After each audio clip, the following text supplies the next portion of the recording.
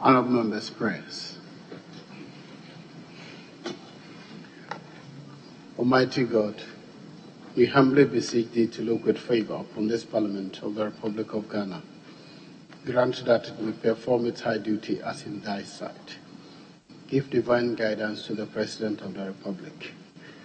Endow members of Parliament and ministers of state with discernment and vision, integrity and courage, that through the labours of government, this land and people may be well and truly served.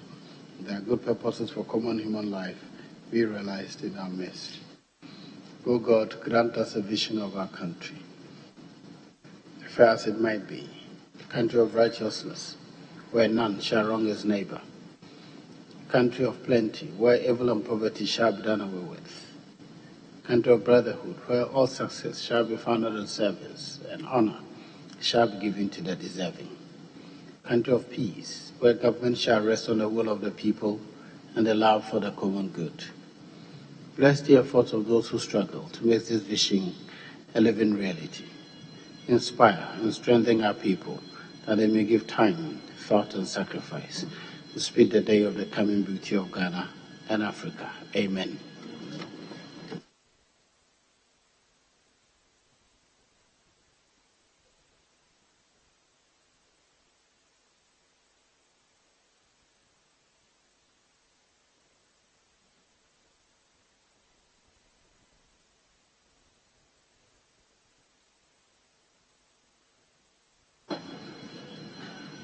Honourable members, we commence with the correction of votes and proceedings of the 33rd sitting, held on Tuesday, March 22nd, 2022. Page 1.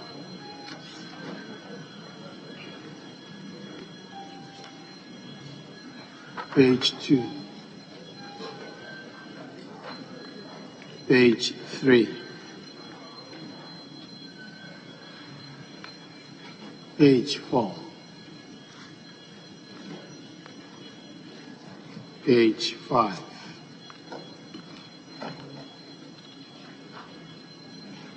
Page 6.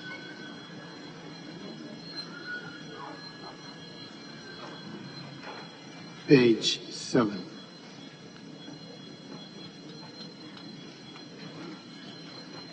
Page 8.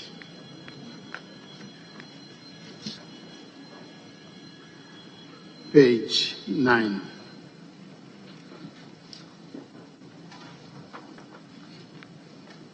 Yes, Honourable Member for Northern. Thank you very much, Mr. Speaker. Mr. Speaker, please at page 8, item number 2.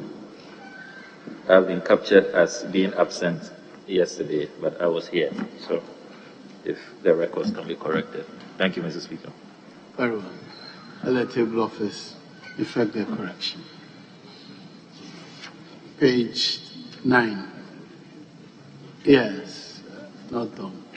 Mr. Speaker, please, item number 7 on question number 723 at page 9.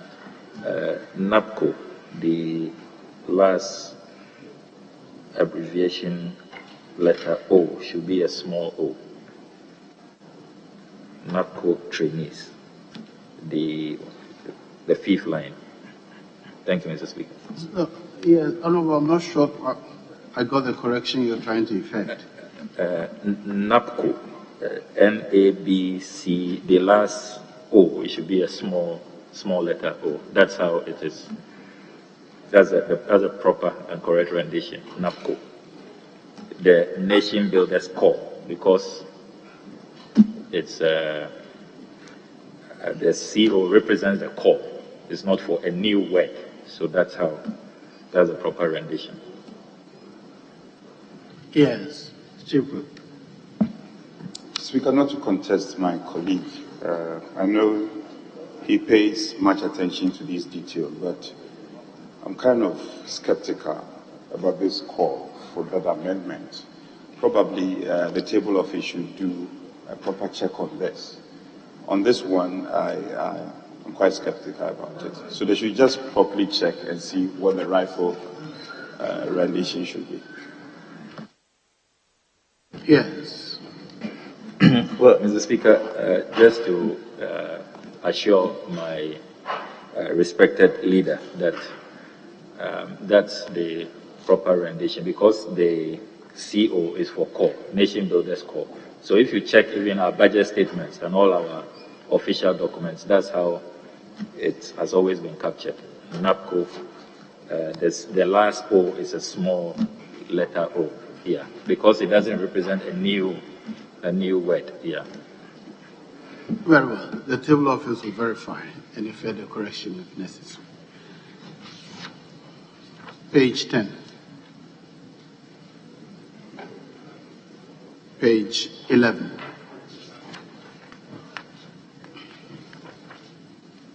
Page 12.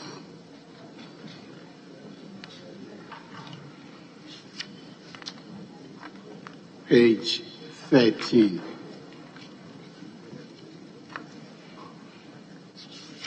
Yes, Honorable. Speaker, if you indulge me, we just checked, and I think our colleague is right. On the NAPCO, the amendment was called for. We did check and realized he's right. Very well. Page 15. Page 16. Page 17. Page 18. Page 19. Page 20.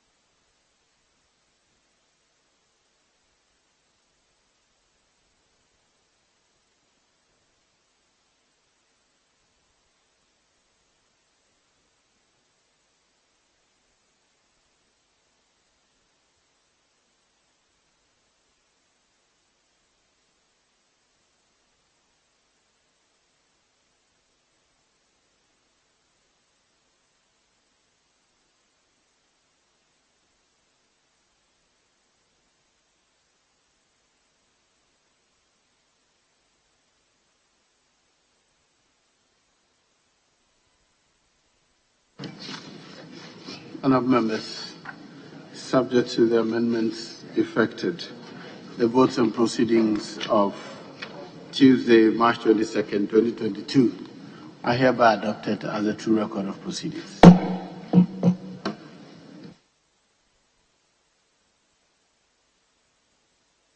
Honourable members, we have one official report. The official report of Friday, March 4th, 2022. Any corrections, please?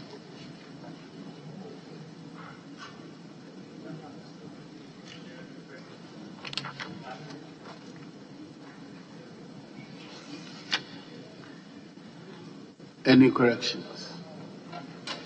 In the absence of any corrections, the official report of Friday, March 4th, 2022 is hereby adopted as a true record of proceedings.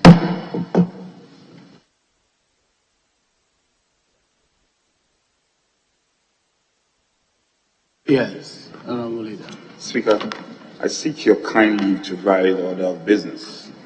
And instead of item 5, we should take item 6 because we've had some communication with the minister slated, and he's on his way here. He's almost here. So we'll take the statement after which we'll take item 6 questions.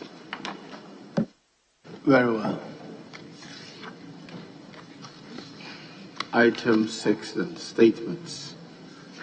And a number of statements submitted by Mr. Speaker that are on my file today. The first one will be the statement by the Honourable Member for Salaga South, Honourable Haji Azuera Mohammed Ibrahima. You may read your statement.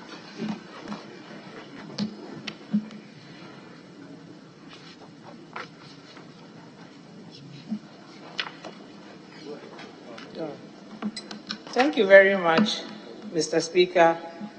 Thank you for the opportunity for me to make this statement on behalf of the people of the Salaga South constituency. Mr. Speaker, Ghana's economy until recent years has been dominated by agriculture and agric-related activities. In 2001, for instance, agriculture contributed 54% to Ghana's GDP and accounted for over 40% of the country's export earnings, while at the same time providing over 90% of the food needs of the country. This is by the Statistics, Research and Information Directorate of the Ministry of Agriculture. These numbers have since been on the decline in recent times. Mr. Speaker, even though the services sector overtook agriculture in terms of contribution to GDP, in the last decade, the role of agriculture in Ghana's economy remains enormously significant. According to the Oxford Business Report of 2020, agriculture employed a staggering 44% of Ghana's total labor force. Given that most of these people are smallholder farmers and rural-based, one can conclude that a significant percentage of rural dwellers draw their livelihoods from engaging either directly or indirectly in agriculture. Mr. Speaker, despite the tremendous contributions made over the years by rural smallholder farmers to the economy, one thing that remains the bane to their progress is the deplorable road networks in most of rural Ghana. While the rainy season renders most of these roads unmotorable, the dry season presents its unique problem of excessive dust, causing great inconvenience of moving farm produce from the farms to market centers on one end and inputs from the markets to the farm on the other. Often, only a few trucks can take the risk to ply these routes, which adversely affect the loading capacity of the vehicles. Mr. Speaker, by enabling the effective exchange of goods and services, the road sector makes a tremendous contribution to the economic development and rural societies and the eradication of the existing rural-urban disparities. Mr. Speaker, we are all aware of how our rural road transport networks are generally of a low quality, owing to little priority accorded to them. Mr. Speaker, according to the World Bank, 80% of the world's poor who live in rural areas depend on farming as a source of livelihood. My constituency of Salaga South in the East Gonja municipality is one of these areas. The Food and Agricultural Organization of the United Nations, in a different report, revealed that 80% of the world's food is produced on family farms, which are predominantly owned by smallholders in rural communities. Many of these farmers are nevertheless poor and food insecure. Among the reasons identified for their poverty and food insecurity is poor infrastructure, including roads and storage facilities, which restricts the farmers' access to the markets. Mr. Speaker, the negative effects of this situation on agriculture and economic activities in my constituency are innumerable. The notable ones are as follows. 1, high percentage of post-harvest losses due to the unavailability of vehicles to convey farm produce to market centers. It is estimated that about 54%, that is more than half of farm produce, is lost, and the Salaga-Bunkwa Road readily comes to mind. 2. Rising cost of transportation of people and goods from one location to the other cannot be ignored. The Salaga-Kafaba Road, for instance, is so bad that only a few vehicles can defy the odds to go to those areas. The resultant effect is that fewer vehicles are available to ply the road. 3. Rising food prices. It has been established that more than half of farm produce is lost because of bad rules. Thus, farmers are compelled to raise prices so they could at least break even. 4. Unavailability of modern farming technology to drive production and increase productivity. In the Salaga South constituency, technology transfer is almost non-existent. The bad road network in areas such as Mfulanipe, Bunkwa, Kumburupe, Akrape, Salaga, Kulupi, Salaga to Kulupi, Salaga to Kafaba, Prime to Abromase has been an impediment to any form of development in these areas. 5. High rates of rural-urban migration. The adverse effects of rural-urban migration can be looked at in two folds. While the local communities get deprived of active and productive individuals who drive economic activity, the hosting urban communities in turn suffer congestion, pressure on social amenities, high prevalence of crime, and social vices. 6. Long travel time to the market center creates discomfort and inconveniences, including health challenges.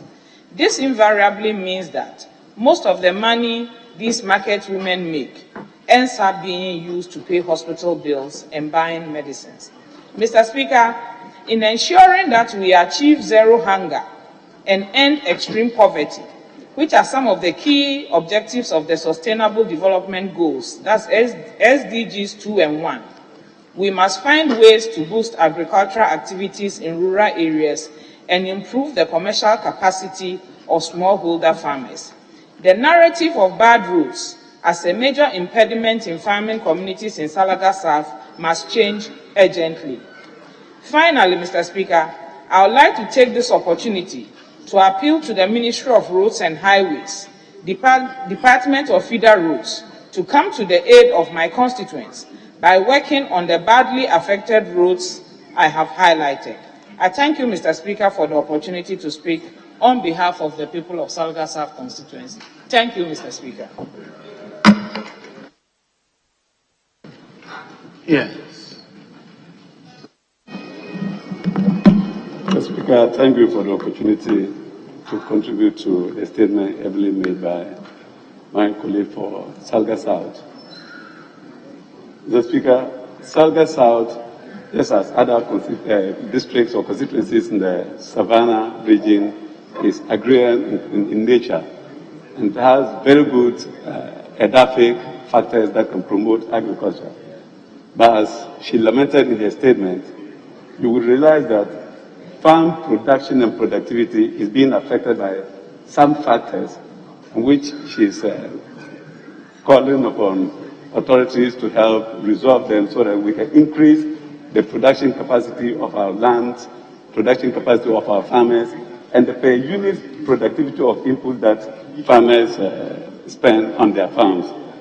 Mr. Speaker, roads are in high demand all around this country, and especially in the rural areas where we have to make sure that the products that are from the farmers' fields get to the marketing centers or places that we can easily store them and put them to good use or attractive market prices. Mr. Speaker, it is important that in doing that, we look at the gap, the yawning gap between the demand for roads and the funding that is usually allocated for it each year.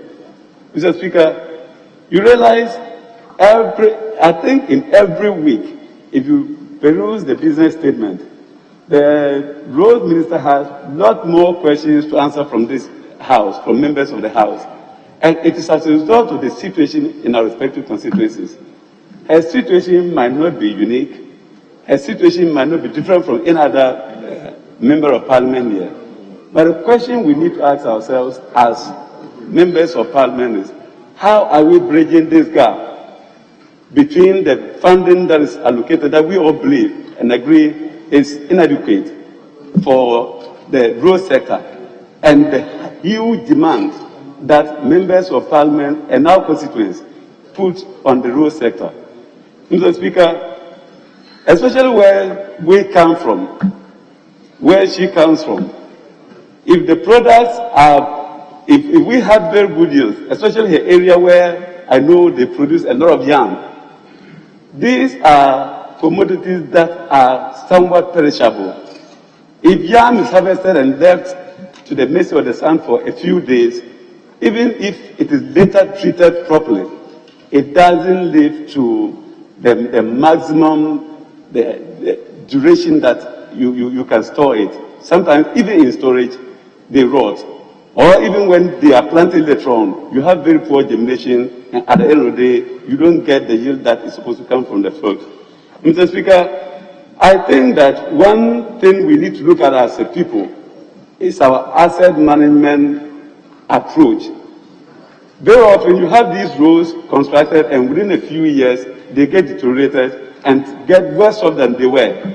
And I think that we should be looking at attaching an asset management plan to the development that we do, just not only in the road sector, so that when a contractor is commissioned to put a road in place, there should be a plan for that contractor to manage the road or the facility over a period, so that we get the lifespan, the fullest of the lifespan of that facility exhausted.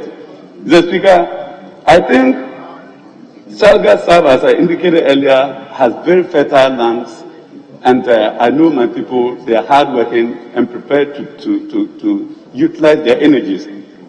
Very often you have them produce lots of the commodities, but they end up either at farm gate prices where the farmers usually do not benefit, or during storage they lose most of these products. And I think I want to urge my colleague to liaise with the roads minister. I know he has very high passion in responding to members' requests and concerns. I also know recently a colleague, the Medina MP, raised issues about drainage in this area, and that has been addressed.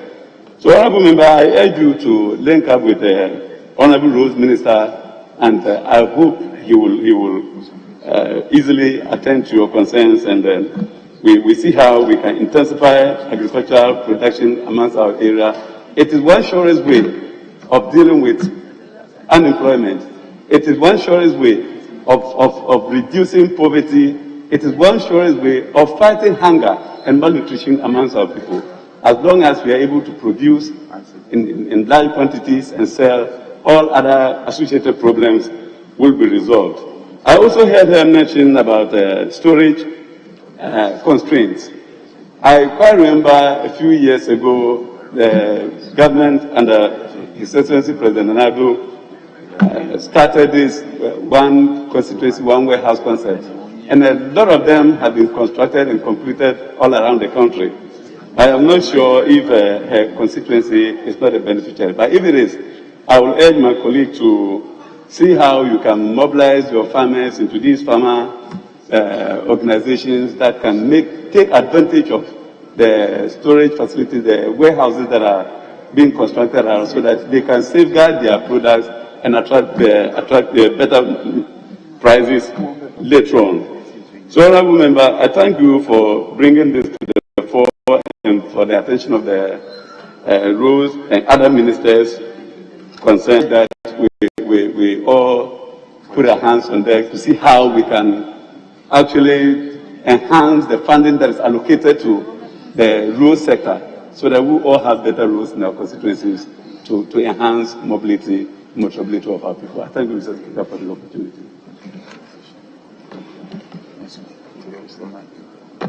I'll give each one of you opportunity, but let me start from Eric.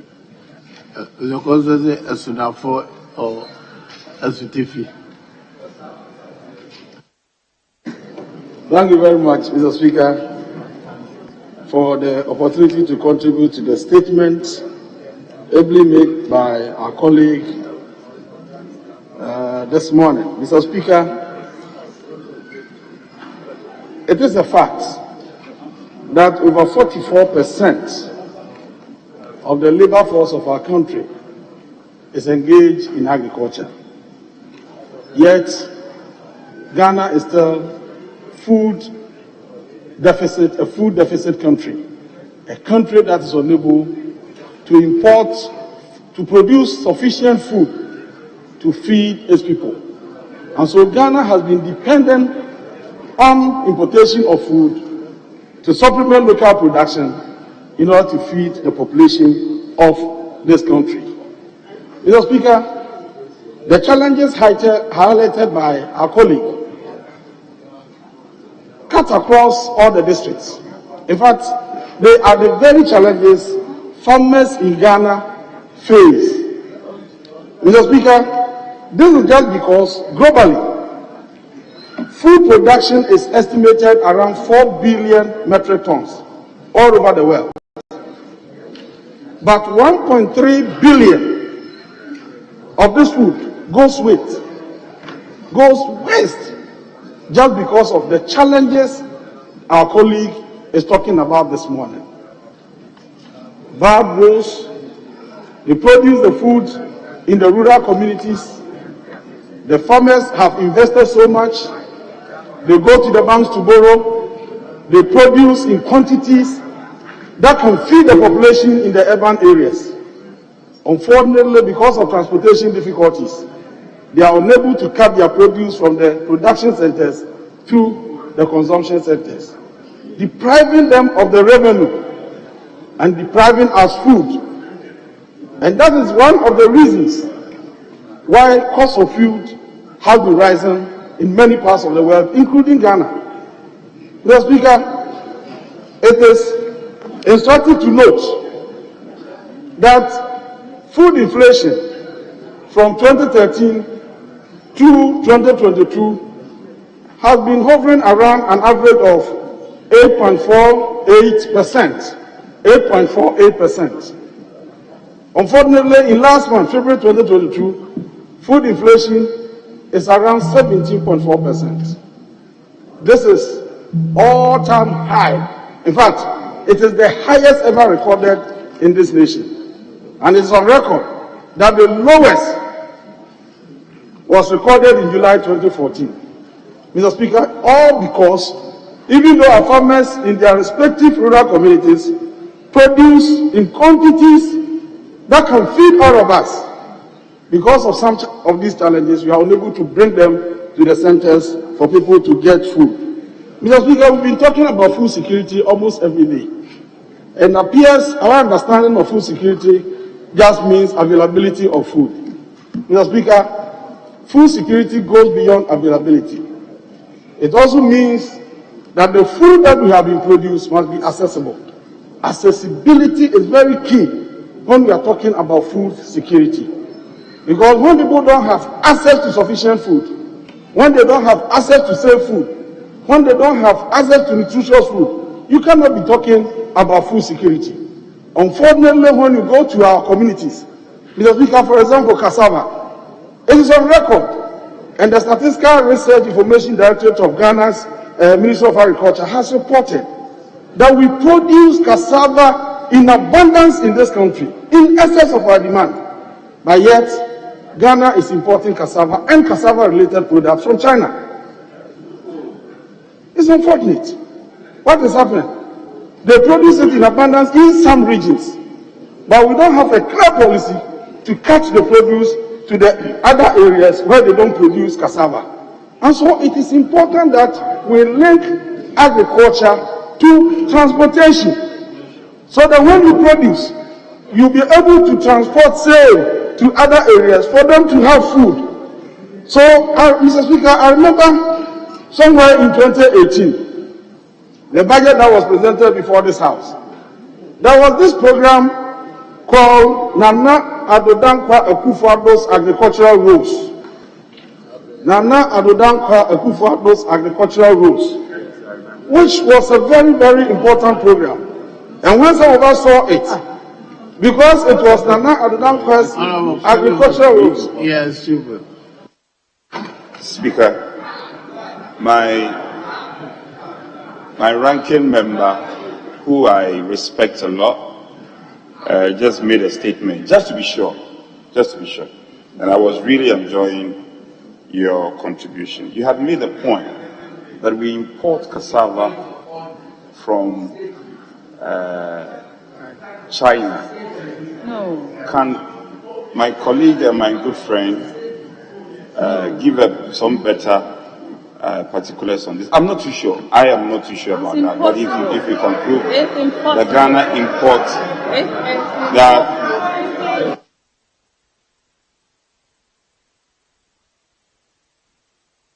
So if my colleague can give some better particulars to that statement, and if it is not the case, he should just stay clear of that path and make his contribution.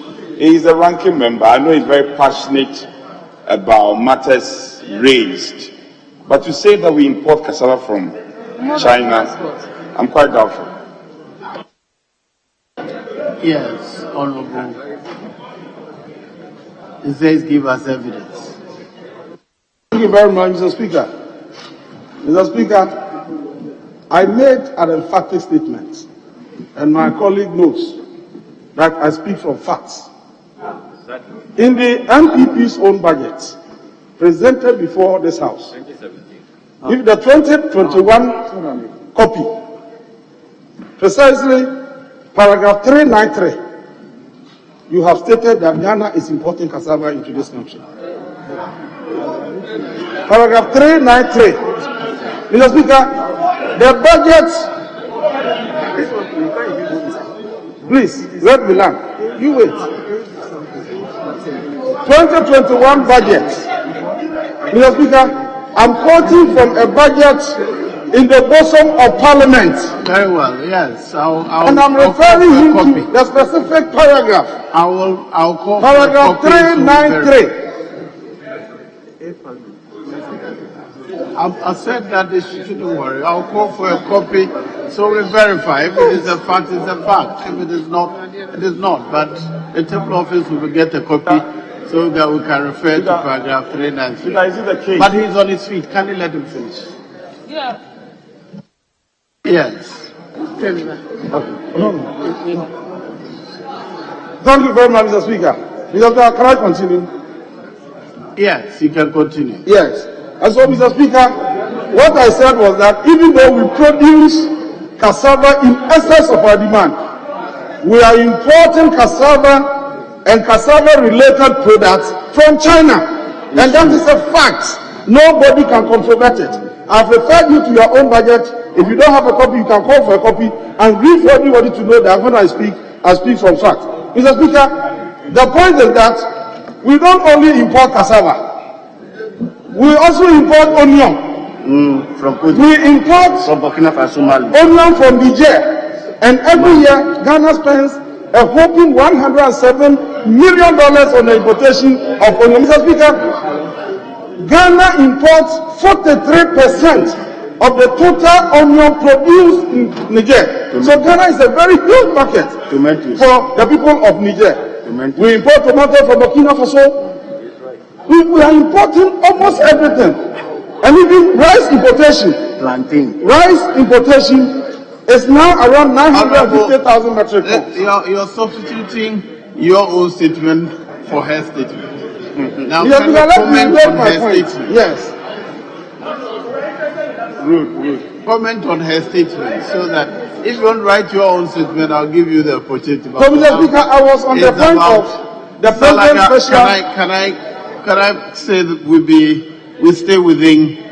It's the crunch. Sorry, it's deplorable roads in the Salaga South constituency and its effects on agriculture.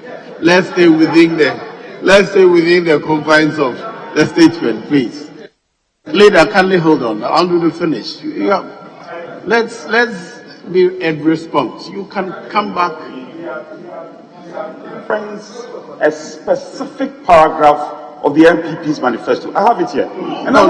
He said budget statement. Budget statement. He said budget statement. That's why I said I'll call for a copy.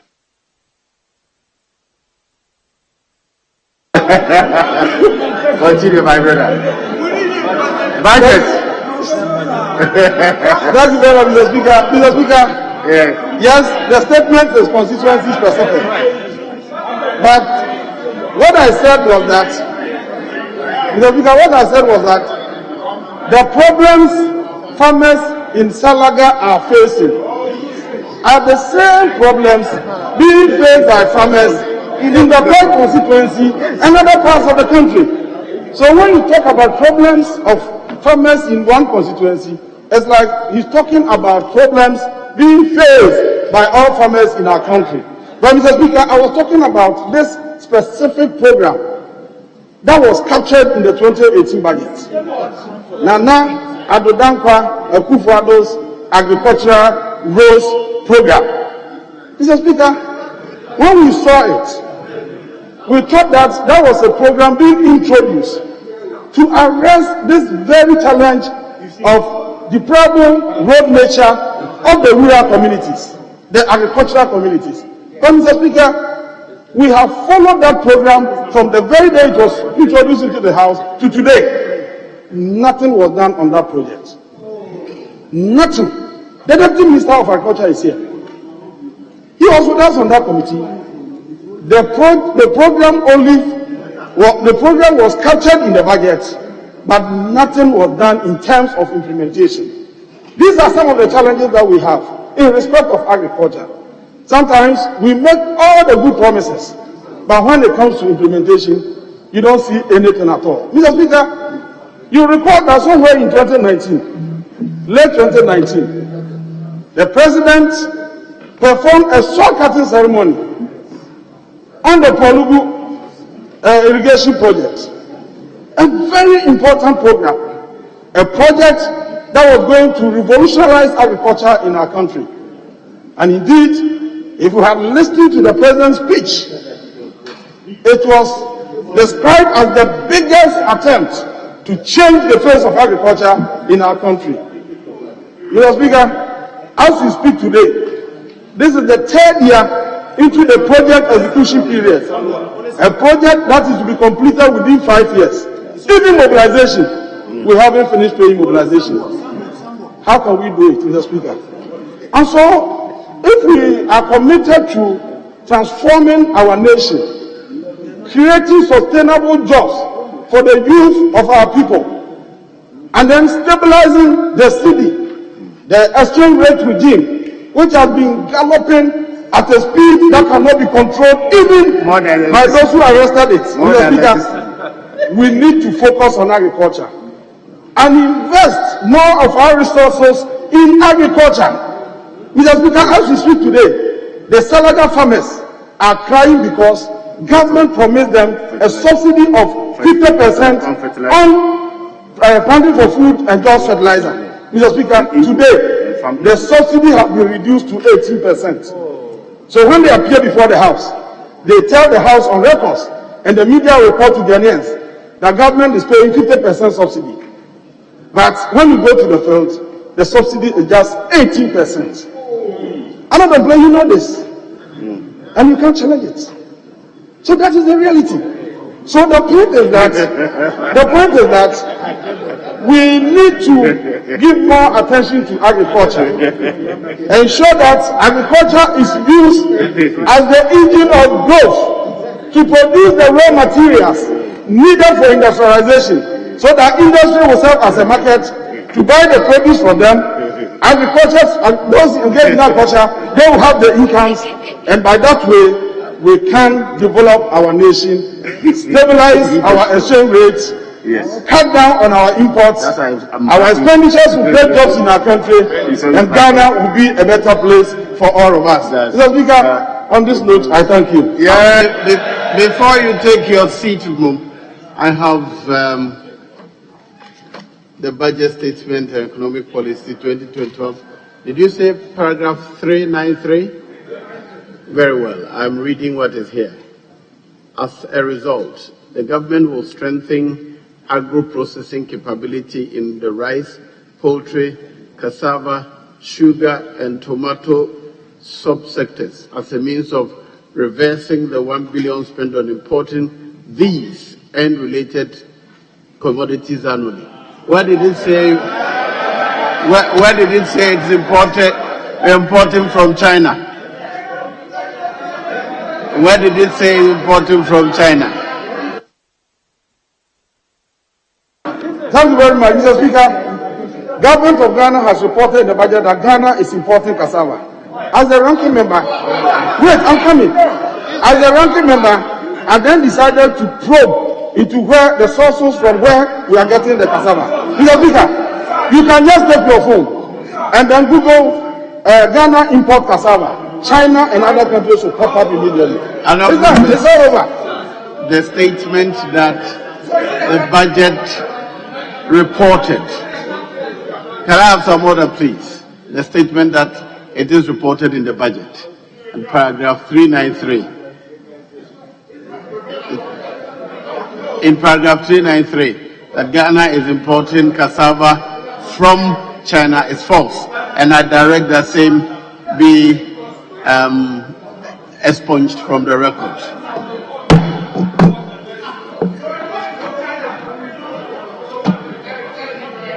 Yes, Honorable. Thank you, Right Honorable Speaker. Mr. Speaker, let me begin by highly commending my big sister, the Member of Parliament for Salagasa, for introducing this very important subject in our national life. Mr. Speaker, my colleague from Salaga South, just like myself from Damango, and several of us from the Savannah region and northern Ghana, and from rural constituencies, are very familiar with the issues farmers encounter on a daily basis.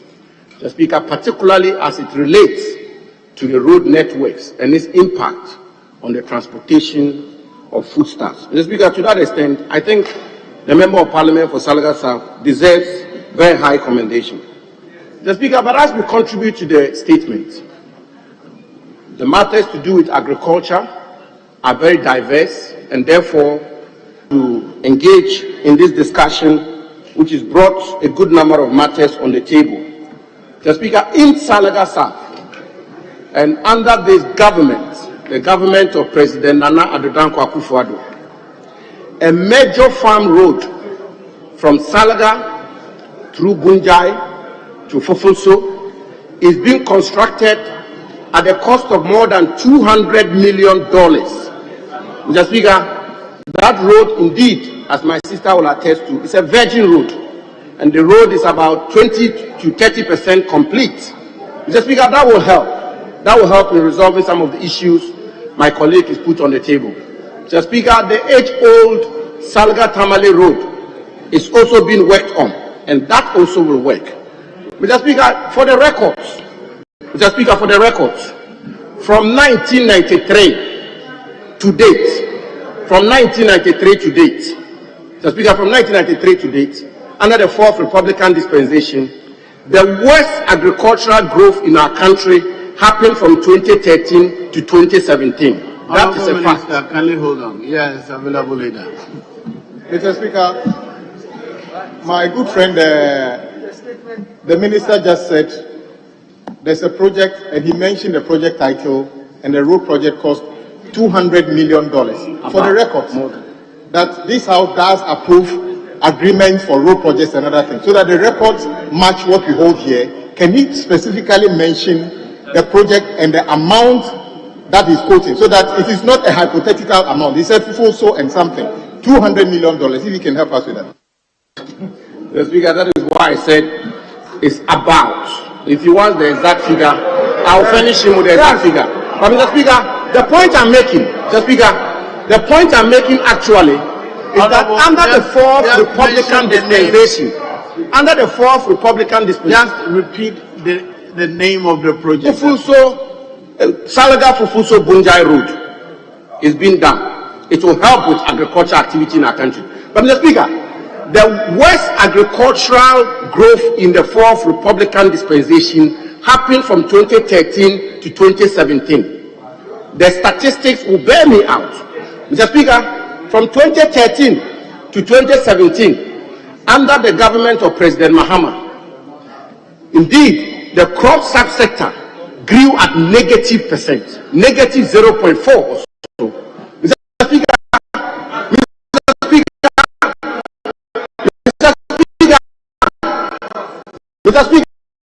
agricultural growth under President Mahama's government worse and continues to be the worst Republican dispensation.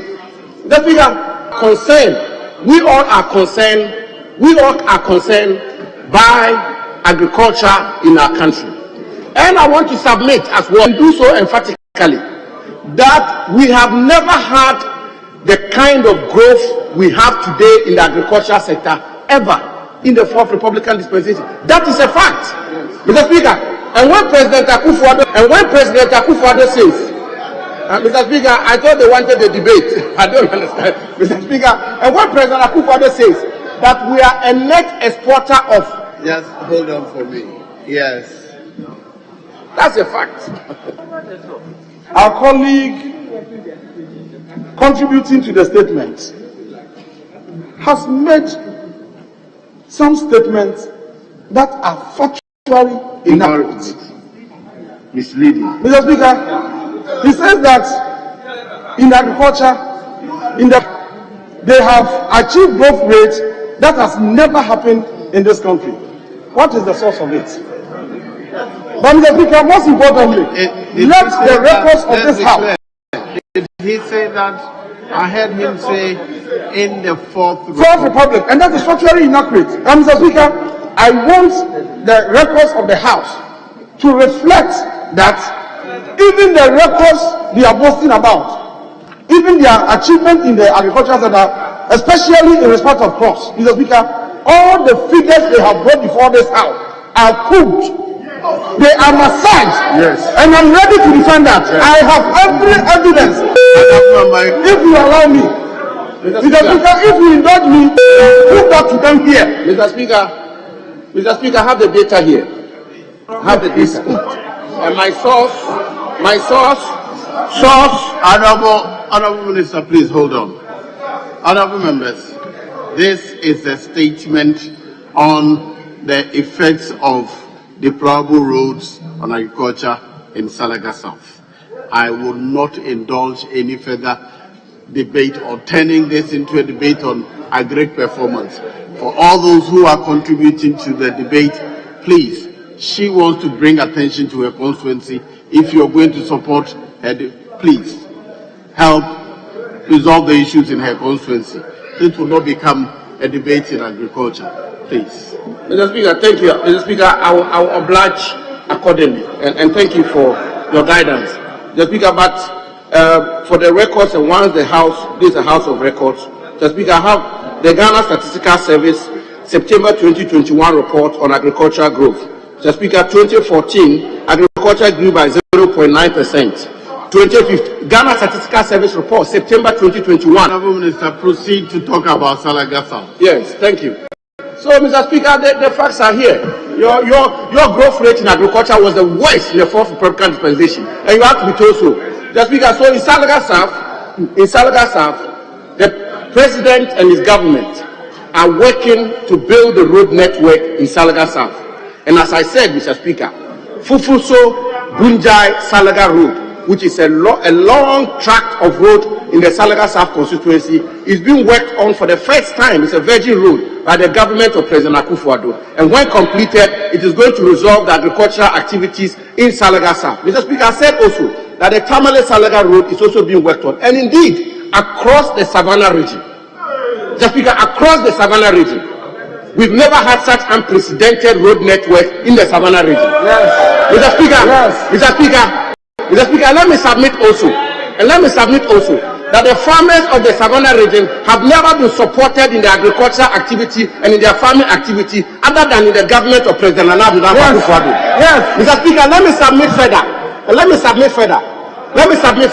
That when it comes to agricultural extension, when it comes to inputs, when it comes to fertilizer, when it comes to tractor services, all the services that make agriculture thrive, Mr. Speaker, the farmers of Savannah region have never had it before, like they are having it under the government of President Nana Akufo-Addo. So in conclusion, let me commend my colleague from the other side for making this statement and assure her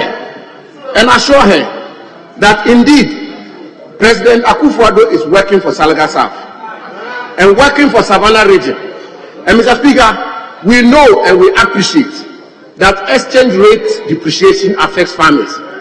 But again, we are determined to resolve the global economic impact on our country and resolve the issues of exchange rate. But let the fact also be clear, Mr. Speaker, that all the economic indicators which prevail today, Mr. Speaker, without a pandemic, without a geopolitical situation in the world, the statistical outcomes of our economy today are still better than their time when they were in office without any crisis. Agricultural growth under President Akufo-Addo has been unprecedented. We continue to work for Salga South, work for Savannah region, build agriculture in our country, recover our economy, and indeed let this country progress under President Nana Akufo-Addo. Thank you, Mr. Speaker, for the opportunity. Salaga, then Tamale. Salaga first, after that Tamale. Which one is? Oh, you are Boli. Let me start from Tamale and come back to Boli. Yes, Tamale said. Tamale said, Mr. Right.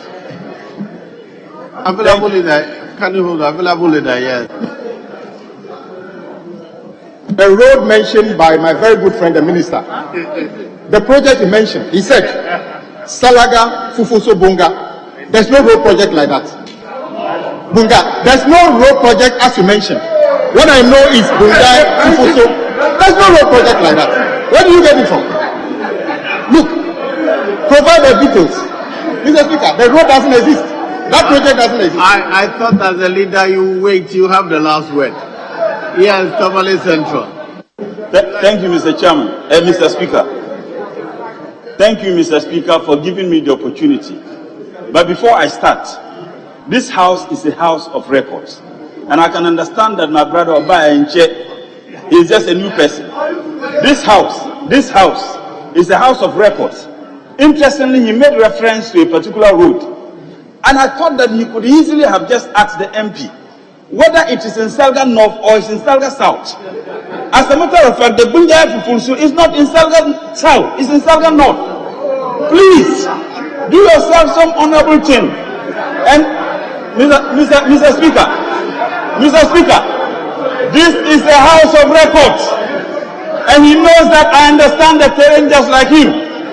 For him to rise and say, he said it with alacrity, that in her constituency, we need to commend the MP, that Bunjaya Fufulsi Road, which is in her constituency, my brother Honorable Abu Jinapo, for the records, Bunjaya Fufulsi is not in Salga South, it's in Salga North.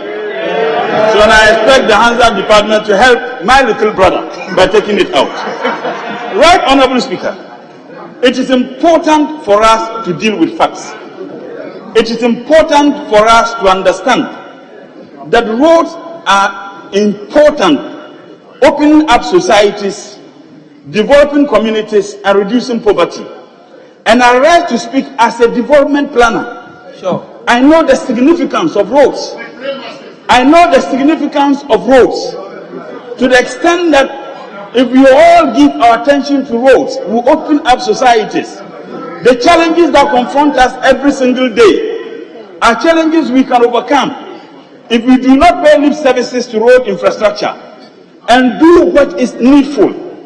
Interestingly, my brother said that all the roads in Savannah in northern Ghana, I was the MP for Nantong constituency, and I sit here with pain listening to my brother when he said that this government is giving much attention to the roads in northern Ghana. The Eastern Corridor roads was deliberately abandoned. Deliberately. the extent to which the road was going to improve the living conditions of not only the people in northern Ghana, but people in Volta region. And it was going to reduce the number of times and days and hours spent for people who were engaged in their businesses. As a matter of fact, road network has an impact on health. It has an impact on social services. It has an impact on growing even the economy. The economy, which has just been admitted, is struggling.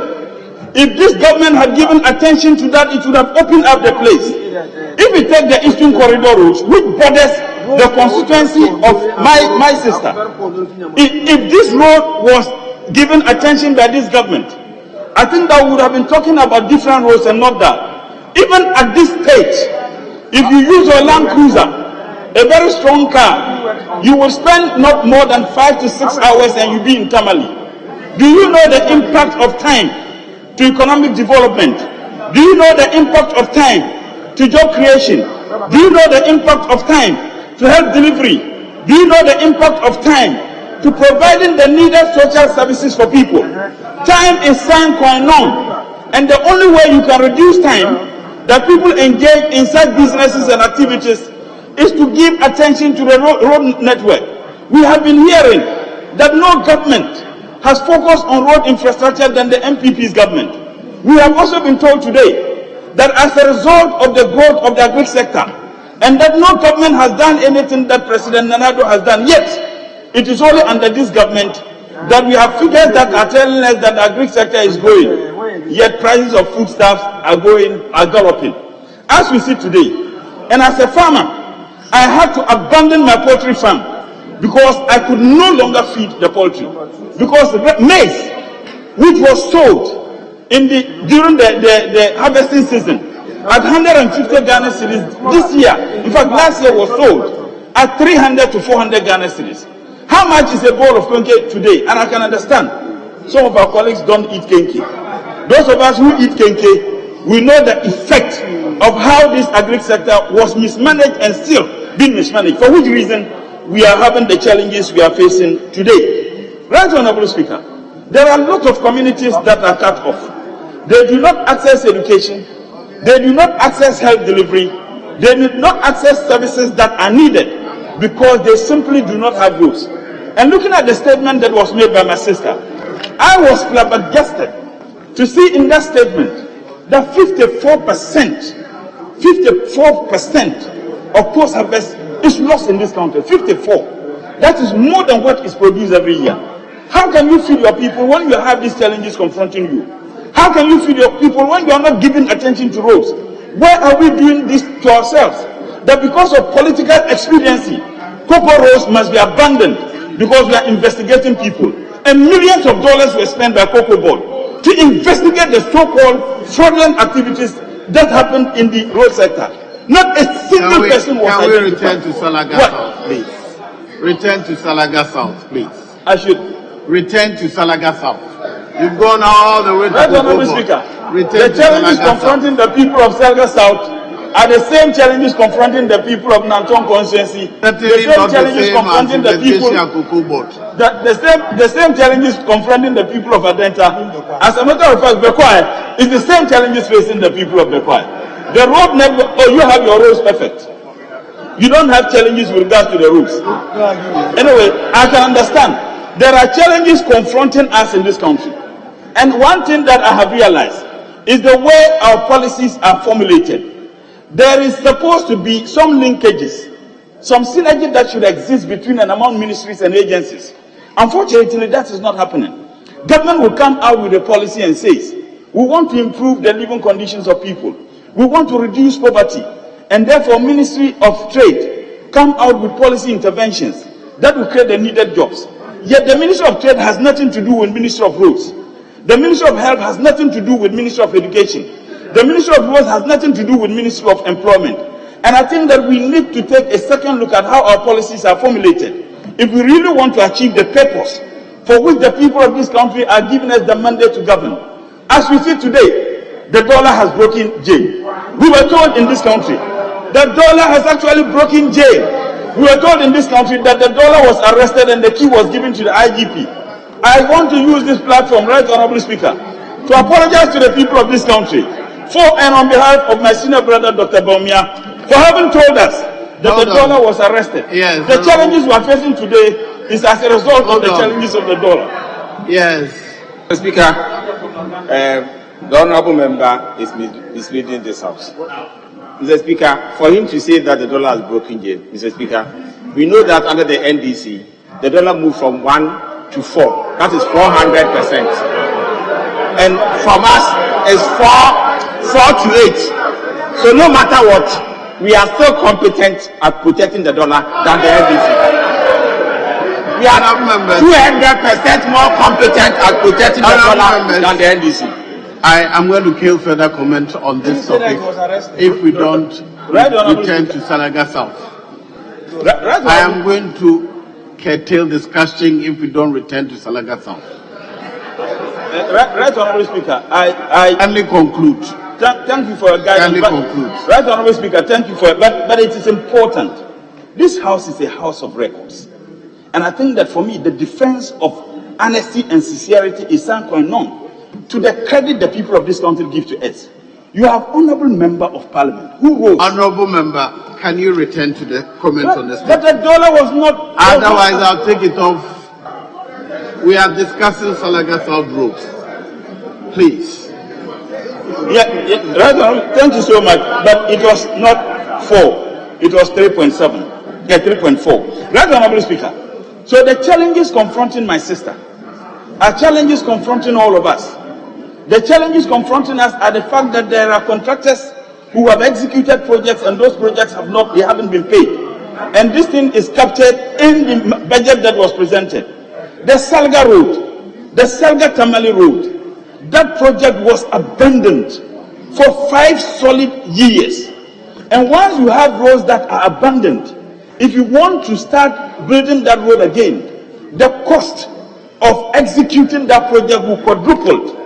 That is where the challenges are. And it is not only in Salaga. There are several communities that roads were abandoned.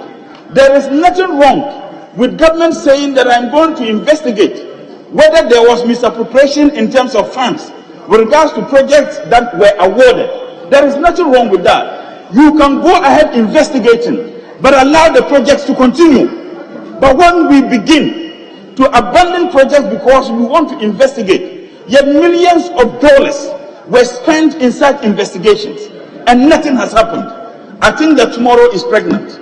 And tomorrow, I urge the NDC government, which I am very sure and confident will come to power, will deal with some of this conduct of people who were given the mandate to ensure that we have our rules constructed just like the Salga rules. And those rules, unfortunately, have been abandoned. Thank you so much for giving me the opportunity. Honorable Mr. Fagrik, I want you to have the last word. So I'll give it to Bolly. After that, I'll come to you. Mr. Speaker, I'm grateful. Yes, I'm grateful for the opportunity to contribute to this statement ably made by my senior sister, Hajia Zuera Mohammed Ibrahima, MP, Salaga South Constituency.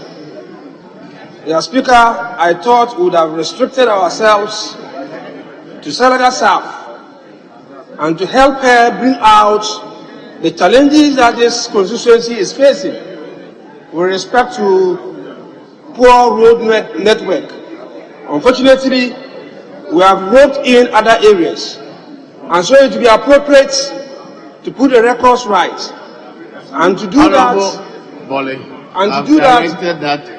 we return to Salaga South. Yes, because I'm going to. That's why I gave you Bolly next to Salaga South the opportunity, because you know it closely. Kindly stay in Salaga South, please. Yes, because I'm talking about the Savannah region, and Salaga South is a subset of the Savannah region. Mr. Speaker, I want to ask my junior brother, the MP for Damango, just a few questions. I want to find out the state of the Moli Murugu Road as we speak today. I want to find out the state of the Yipala to Goroto Road in that constituency. I want to find out the state of Sur number 2 to Achirokwa in that constituency. He said that when it comes to road network, the whole of Savannah is being attended to.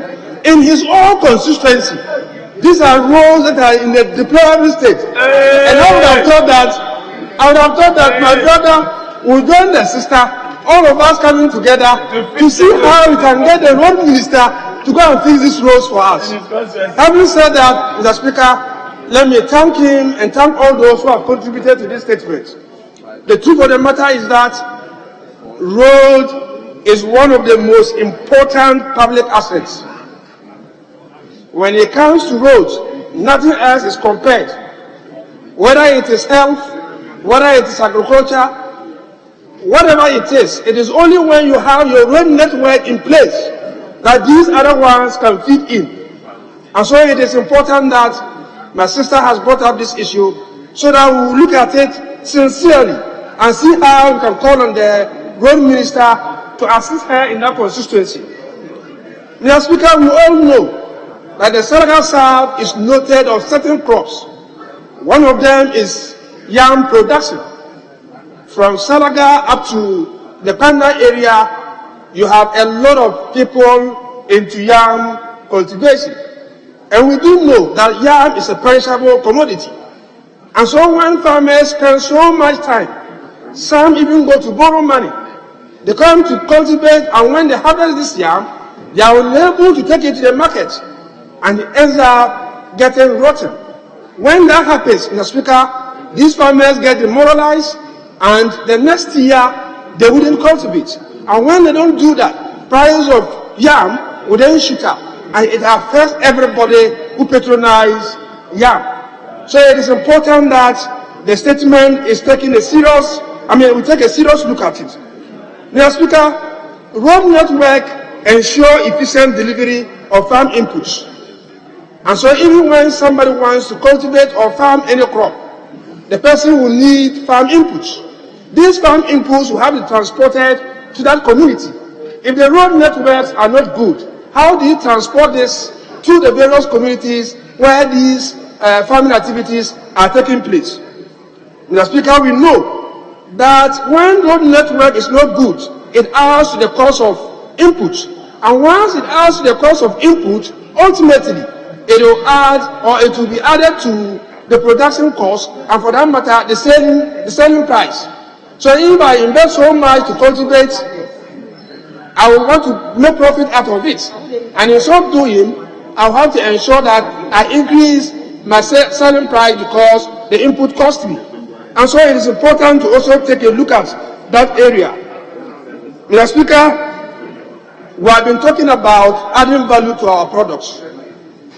And so whatever we produce, we should process value addition.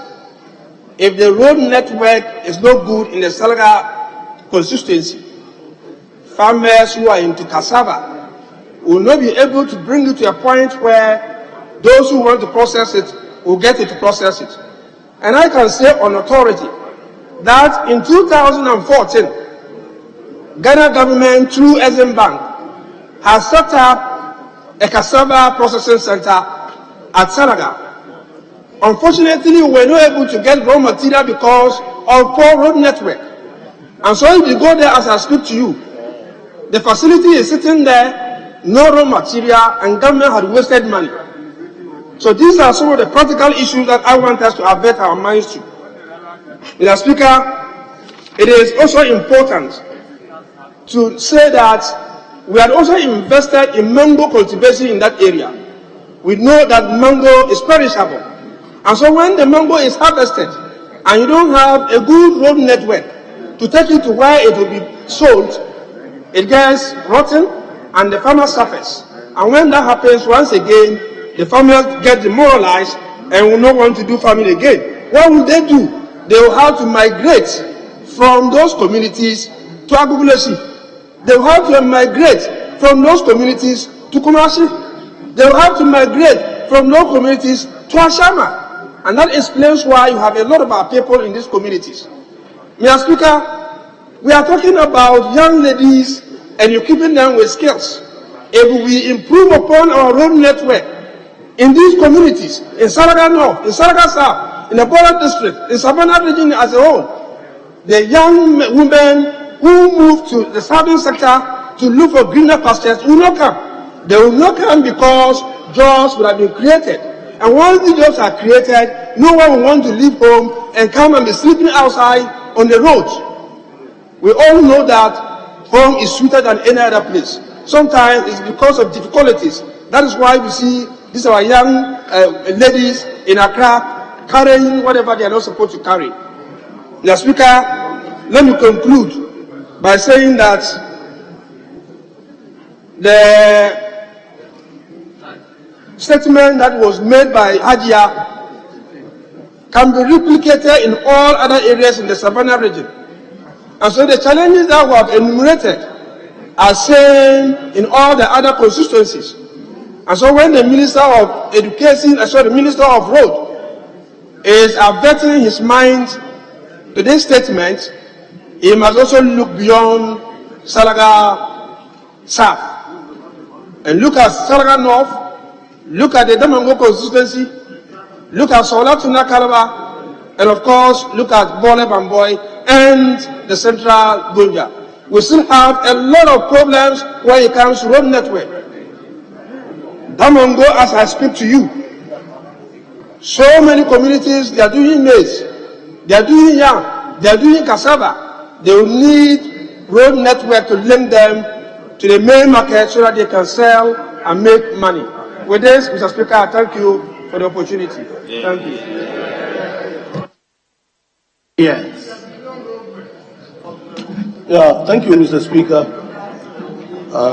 for giving me this opportunity to comment on the statement ably made by my sister, the MP for Salaga South. Mr. Speaker, when I listened to the statements, I really sympathized with my honorable MP. And I thought that the comments that were going to follow were going to be restricted to solutions to the problems that my sister enumerated as far as road network in her constituency is concerned. Mr. Speaker, road networks across the length and breadth of this country has been a major challenge for years. Fortunately for us, both traditions have tasted power for 2 terms. Some completed the full 2 terms. In our case, we are yet to complete the full 2 terms. So 16 years and 13 years. So if we are talking about lack of road network, we should all be guilty of this deficiency. So it should take a concerted effort for everybody to get this challenge resolved to improve agriculture in this country. But I can assure my sister, I see the Salaga South, Salaga North, that enclave, the whole Savannah region, the Northeast, Northern proper, Upper West, Upper East. I always say that these are the areas where we can describe as the food basket of this country. There's no doubt about it. And road networks are sine qua non to helping you to produce a lot of things that can get to the market so that the country can get some good returns for the investment that we are making in these regions. So as we speak right now, there are several programs that are being rolled out within the agricultural sector to improve the road networks in those areas. And because of that, several warehouses have also been put up in these regions. Because if these warehouses are to be utilized effectively, we need very good road networks to be able to cut the produce to these warehouses. See, when we talk of roads in these areas, we are talking about trunk roads, the feeder roads, and then the farm tracks. There are several of these projects that are ongoing as we speak right now. The most important thing is encouraging the farmers in that area to continue their work in the agricultural sector and then support the PFJ program. They should enroll in the PFJ program, continue producing, and we are also assuring you that we shall provide these roads as and when, like the Minister of Roads always say, when funds are made available. So I will teach you, my sister, that when we are talking about the road networks in your area, we are not looking at only the Salaga South districts, but the whole enclave of the northern savannah, because, as I indicated earlier, is the food basket of Ghana, and therefore we shall ensure that you get your fair share of the road networks of this country, so that your people will enjoy the benefits of the plentiful food and jobs, which they are getting in other forms, in improved seeds, fertilizers. But if they get all these things and the produce and the roads are not too good, it is going to affect the rest of the country. So, my sister, be assured. I thought your colleagues over there on the other side were going to support you to come out with the highlights of some of these things, but not to do that large comparative analysis with lots of propaganda. You know, importation of cassava and all that. Whether the cassava for the table or industrial cassava, I don't know. Because if you say you import something from China, you import cassava from China, you should distinguish between the starch and the cassava as the one that we put on our table. See, that was the mistake. You see, if you had done that, it would have been okay. Because we know we do trade with China in several ways, and if there's the need for industrial starch that we cannot get from here, and those private sector people import it from China, and you come to make propaganda with it that even cassava we import from China. It is not cassava. It is not cassava. It is industrial starch. You are now nodding. It is industrial starch. So you should distinguish between the two. My honorable friend. Minister, kindly conclude. Mr. Speaker. Mr. Speaker, this road network, I will always lay emphasis on the road network. You see, the feeder roads department in the northern region and the savannah region, my sister, we are going to liaise with them to see to it that those roads in your area, I'm sure some of them have even been captured already, and we shall ensure that those roads are done, so that you get those benefits for the use of your farmers. You see, instead of talking about tangential issues that are not so important to the topic, because my sister has to highlight the situation in her constituency and her district. And if you want to contribute to it, don't generalize it. So, Mr. Speaker, in a nutshell, I will assure my sister that her concerns have been noticed, and the ministry is going to be duly informed, and we will see to it that some of the things she spoke about in her statement are taken care of. I thank you, Mr. Speaker. Very well, I'll move on. The next statement is by the honourable member for Nuedu Biase.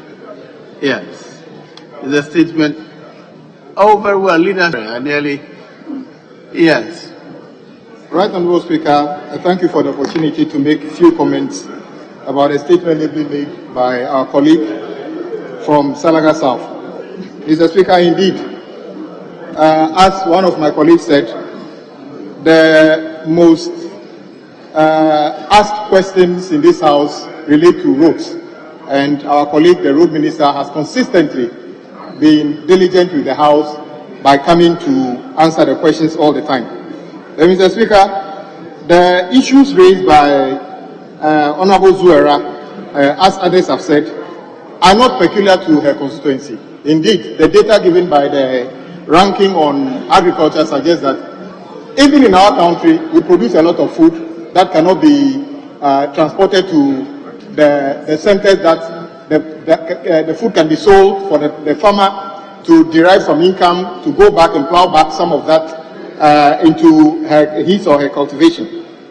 Different governments over the years, right from Dr. Nkrumah, I guess, have made different interventions in terms of agriculture, knowing very well that today we are better off investing in agriculture than oil or gas or anything, because it's more sustainable. Indeed, the surest way we get money is cocoa syndicated loan, which comes every year. And then by the time we get that kind of money from oil, it takes some time, Mr. Speaker. But the truth is that whatever we have done over the years hasn't been able to address the issue about food production and in this country. If we are able to do this well, Mr. Speaker, that activity could spare food for ourselves, raw materials for industry, job creation, and many more, Mr. Speaker. But, Mr. Speaker, one of the points she made, which is to do with roads. And, Mr. Speaker, let me give you these statistics for all of us to think carefully what we are doing when we keep talking about road, whether we are criticizing government or government trying to tell us what they are doing. Mr. Speaker, based on the Meet the Press presented by the last one presented by the minister, let me give you this statistic, Mr. Speaker. Critical roads, the cost there so far is 8 billion Ghana cedis. Cocoa roads, 15 billion Ghana cedis. Mr. Speaker, forget about the fact that this side, when they were in opposition, cried loudly about 5 billion cedis worth of cocoa roads. And they carried out an audit, which my brother was talking about. As we speak today, that report, we are told, has been published, but nobody has seen it. But this government has been able to award cocoa roads up to 15 billion. It tells something about our conscience as politicians. When you criticize 5 billion worth of cocoa roads, but within 5 years you are able to award 15 billion, something should talk to your conscience. Mr. Speaker, town roads 1.2 billion, Afratiko Valley 1.66 billion, Sino Hydro, if you convert it to Ghana cedi, would be in excess of 8 billion. Mr. Speaker, in effect, Mr. Speaker, we are sitting on close to 40 billion cedis worth of road project. Who is going to pay? And how are we going to pay for this? Cocoa Board can't pay 15 billion from the cocoa syndicated loan. That is why in this house, under the previous government, we decided we'll set aside $150 million anytime we do the syndicated loan for that. Yes, we said the NDC overspent. That amount to 5 billion. Today, how much did you set aside out of the syndicated loan to award 15 billion cedis worth of project? Mr. Speaker, what the ministers meet the press. Sometimes when you ask questions to this side, I wonder, because when we speak from your own document and you say source, I don't know what you want me to tell you. From your own document, it means you are not reading your own document. Mr. Speaker, you are Deputy Minister for Agriculture, my brother. Is it true that you have awarded 15 billion cedis worth of cocoa roads? Yes or no? Mr. Speaker, the truth is that we are not generating enough resources. Mr. Speaker, if I have my way, as Honorable Badin directed, we should tell the road minister, go and reactivate the toll booths, because at least by the close of today, we may be getting at least 250,000 Ghana cedis. But in anticipation of a would-be or would not be e-levy, you have gone to cancel a toll collection. Mr. Speaker, it is so sad to know that as we speak, some of the toll booths we've invested, even brought foreigners to invest, and then we have abandoned them. Can you return to okay, Mr. Speaker. Mr. Speaker, so the biggest problem about government, whether NDC or MPP, unable to build roads, is funding. And Mr. Speaker, what I've mentioned, even if you were to give all the e-levy, even if it passed, to road minister can't solve the problem in the road sector. So the little we have, we should be working on it, Mr. Speaker. Another thing we should look at is somebody talked about shoddy roads we do, Mr. Speaker. Somebody gets awarded a road project when petrol or fuel was 4 cedi per liter. Today it's 10 cedi. Either you go and review that contract or expect a shoddy job. That is the bottom line, because road contractors use a lot of fuel. So either you review the contract or expect a shoddy job, because contractors are not this. Because you see, Mr. Speaker, when contractors quote, they imagine. I doubt this. I thought I think we should return to Mr. Speaker. If I don't, you see, Mr. Speaker, if we talk about, always come back and make your statement. Somebody's statement about her constituency, you're turning them into a debate on roads, a debate on agri. Please, she has a problem in Salaga South. She has brought it to our attention.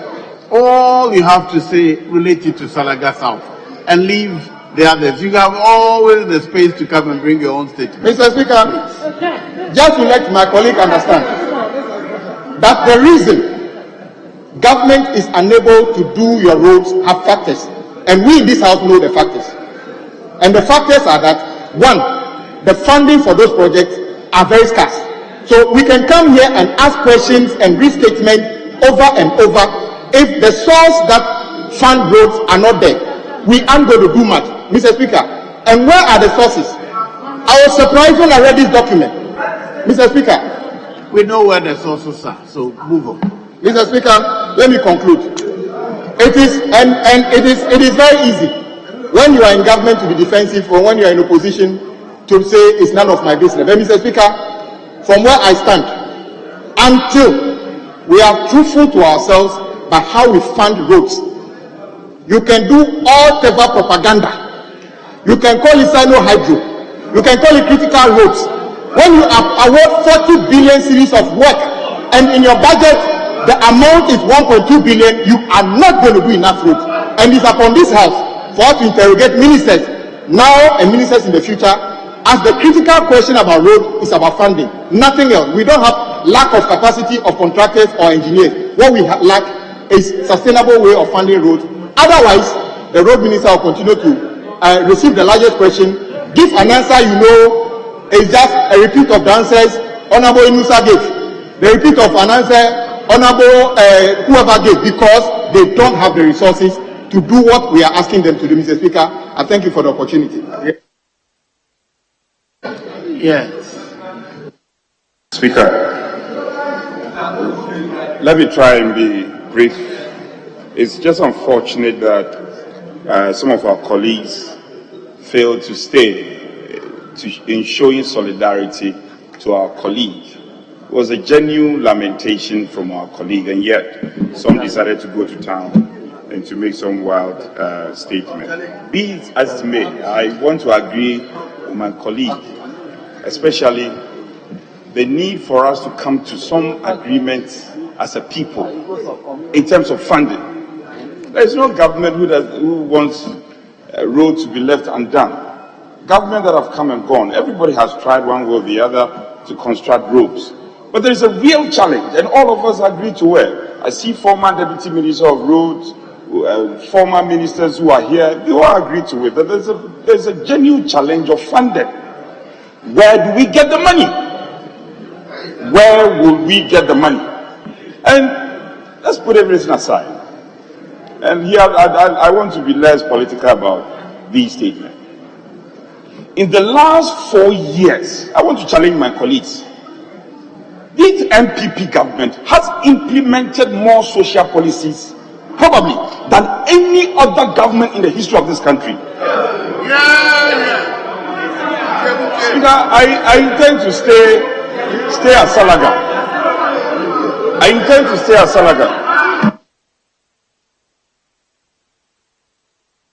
Speaker, I intend to stay at Salaga. So, our colleague, the honourable member, lament on the nature of roads in her constituency, and there are linkages. There are adjoining constituencies who are affected by this lamentation. And that for me should be the focus. We've often said that the northern part of our country is the food basket of our country. The MPP has said it, the NDC has said it. What are we doing really? It's a fact. This government has built more overpass than any other government in recent times. Overpass, I'm talking about overpass. In our first term, the honorable member of I'm talking about His Excellency Nana Addo Dankwa Akufo-Addo's first term. So we have to recognize that fact. Now, she also shows lamentations. She shows lamentations on challenges associated with agriculture. We said that more than 60% of our population is involved one way or the other in agriculture activities. Yes, honorable available. Mr. Speaker, my colleague, our whip, just made a statement. When you say this government has built, can you mention what you have built and what others have built? Mention them. Honorable, yes, I'm not interested in this competition. Please go to Salaga. Speaker, I thank you for your wisdom, and I intend to stay at Salaga. So our colleague from Salaga is showing a true lamentation. We need to come to her aid. We need to speak in solidarity of what she is saying. And that for me should be the thrust of this contribution. Agriculture. And Speaker, it is not only limited to road network. Yes, the concern about road network, connecting to the capital city, connecting to the market sources is so critical. But again, there is a concern about food security. And I couldn't have agreed more with my colleague, the ranking member. The broader definition of what food security constitutes. And the need for us to look at storage and input. A while ago, the honorable member for Honorable Apia Kubi has lamented on how agricultural chemicals are overused or abused, with its intended effect on agriculture, seepage into our water bodies and all that. So, in as much as we are lamenting on road access and road availability, we should look at our agriculture policy generally. Is there a conscious effort to look at food storage? And when he mentioned food wastage, it's real. If you look at the statistics being channeled about food wastage in Sub-Sahara, it's threatening. So it is not about the availability of the food, but the management of it is something that we need to look at. Speaker, let me conclude on the audits. The matter has been overflowed. Cocoa rules and the audits and blah, blah, blah, and all the buhaha. If you have committed no wrong, why should you be afraid of audit? If you have committed no wrong and there is a call for an audit, you should be in support. It's important. It's important that at any material time there is a call for efficiency and effective use of our limited resources. All of us should support. We must support any audit to ensure effective usage of our meager resources. So those who are saying that Cocoa Rose audit is neither here nor there, it's a wastage of effort, is flawed, it's most unfortunate. I am in support of that audit. Let's do a proper audit, let's come to a conclusion, and then the works can go on. Speaker, to conclude, those who talk about variation in the cost of roads, that is why we have a regime of what we call VO, variation order. Anytime there is a need for a variation order to be called, as members of parliament who have a role to play in terms of our oversight, we should be able to make this call for a variation. And my colleague, Honorable Abuja, has shown a lot of credibility and competence when it comes to these matters. What is the committee doing? The Committee on Roads, you must also show leadership. You are the ranking member, you must also show leadership. Visit Salaga and come and report to the House. This one should not be on the referral of the Speaker. You on your own, by our rules, our rules allows us. I'm expecting the committee to go to Salaga and come out with a report and kind of update this House so that all of us will be at a very good stage in terms of happenings at the northern part, and not just like a northern part of our country, and be able to distinguish the issues and deal with them headlong. Speaker, with these words, I want to again commend our member from Salaga It's unfortunate that I didn't get a total support, particularly from their side. I was expecting them to show solidarity to her. They did not show good solidarity. But having said that, I support her fully, and I'm sure her constituents will be very happy for this statement. Speaker, I'm grateful for your time. Very well. Salaga South reflects the situation in practically all our typical farming areas. The emphasis really is, for me, the acceptance on both sides that the real challenge is money to fund the things we need. We should be engaging on that. As a house, we represent the country, we should be engaging on how to raise sufficient resources to fund the things we need. That I leave to the leaders and the management of the house. Now I'll move on to the next statement. Is in the name of the Honorable Member for New Edubiase, Honorable Adams Abdul Salam. It's on. Yes. Speaker, with respect and deference, we want to seek your leave for us to vary the order and go take item 5. Speaker, with your leave, questions. After which we'll do the statement. Speaker, with your leave. Yes. Mr. Speaker, we had that understanding that our colleague, the Land Minister, will answer the question, and we go back to the statements, Mr. Speaker. Very well. Item 5 then. Questions. The Honourable Minister for Lands and Natural Resources will answer questions.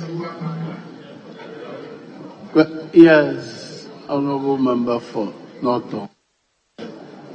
Grateful, Mr. Speaker. Mr. Speaker, I want to find out for the record of the House, the provisional order paper, a copy of which I have in my hands, advertised a number of questions for today, particularly for the Minister, the Honourable Minister for Transport. At page 30, question number 673, there are quite a number of questions for him. 554 from the Honourable Mutala Ibrahim, the Honourable Kwame Govins Agboja, the Honourable Wisdom Gidisu, and the Honourable Kwame Jijoli Gakpe. But in today's order paper, Mr. Speaker, we do not see any of the questions scheduled for the Honourable Transport Minister. I only see that of the Lands and Natural Resources Minister. So I want to find out. Let me work what is advertised. I'll find out for you, and then yes. Question number 976, Honourable Member for Havana South East, Francis Menuadabo. You may ask your question. Thank you, Honourable Speaker. I rise to ask the Minister for Lands and Natural Resources, what is the impact of the newly launched Ghana Landscape Restoration and Small-Scale Mining Project on the country's degraded lands and its objective for the small-scale mining sector?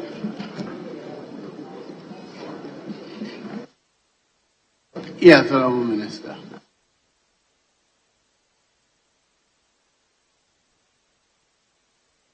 Mr. Speaker, thank you. Over the past few years, illegal small-scale mining has been a major challenge in our country. Weak enforcement measures resulted in a near breakdown of regulations in this sector between 2014 and 2016, with the negative environmental impacts reaching its crescendo around that time. Large tracts of farmlands were degraded, forest reserves were destroyed, and river bodies were polluted.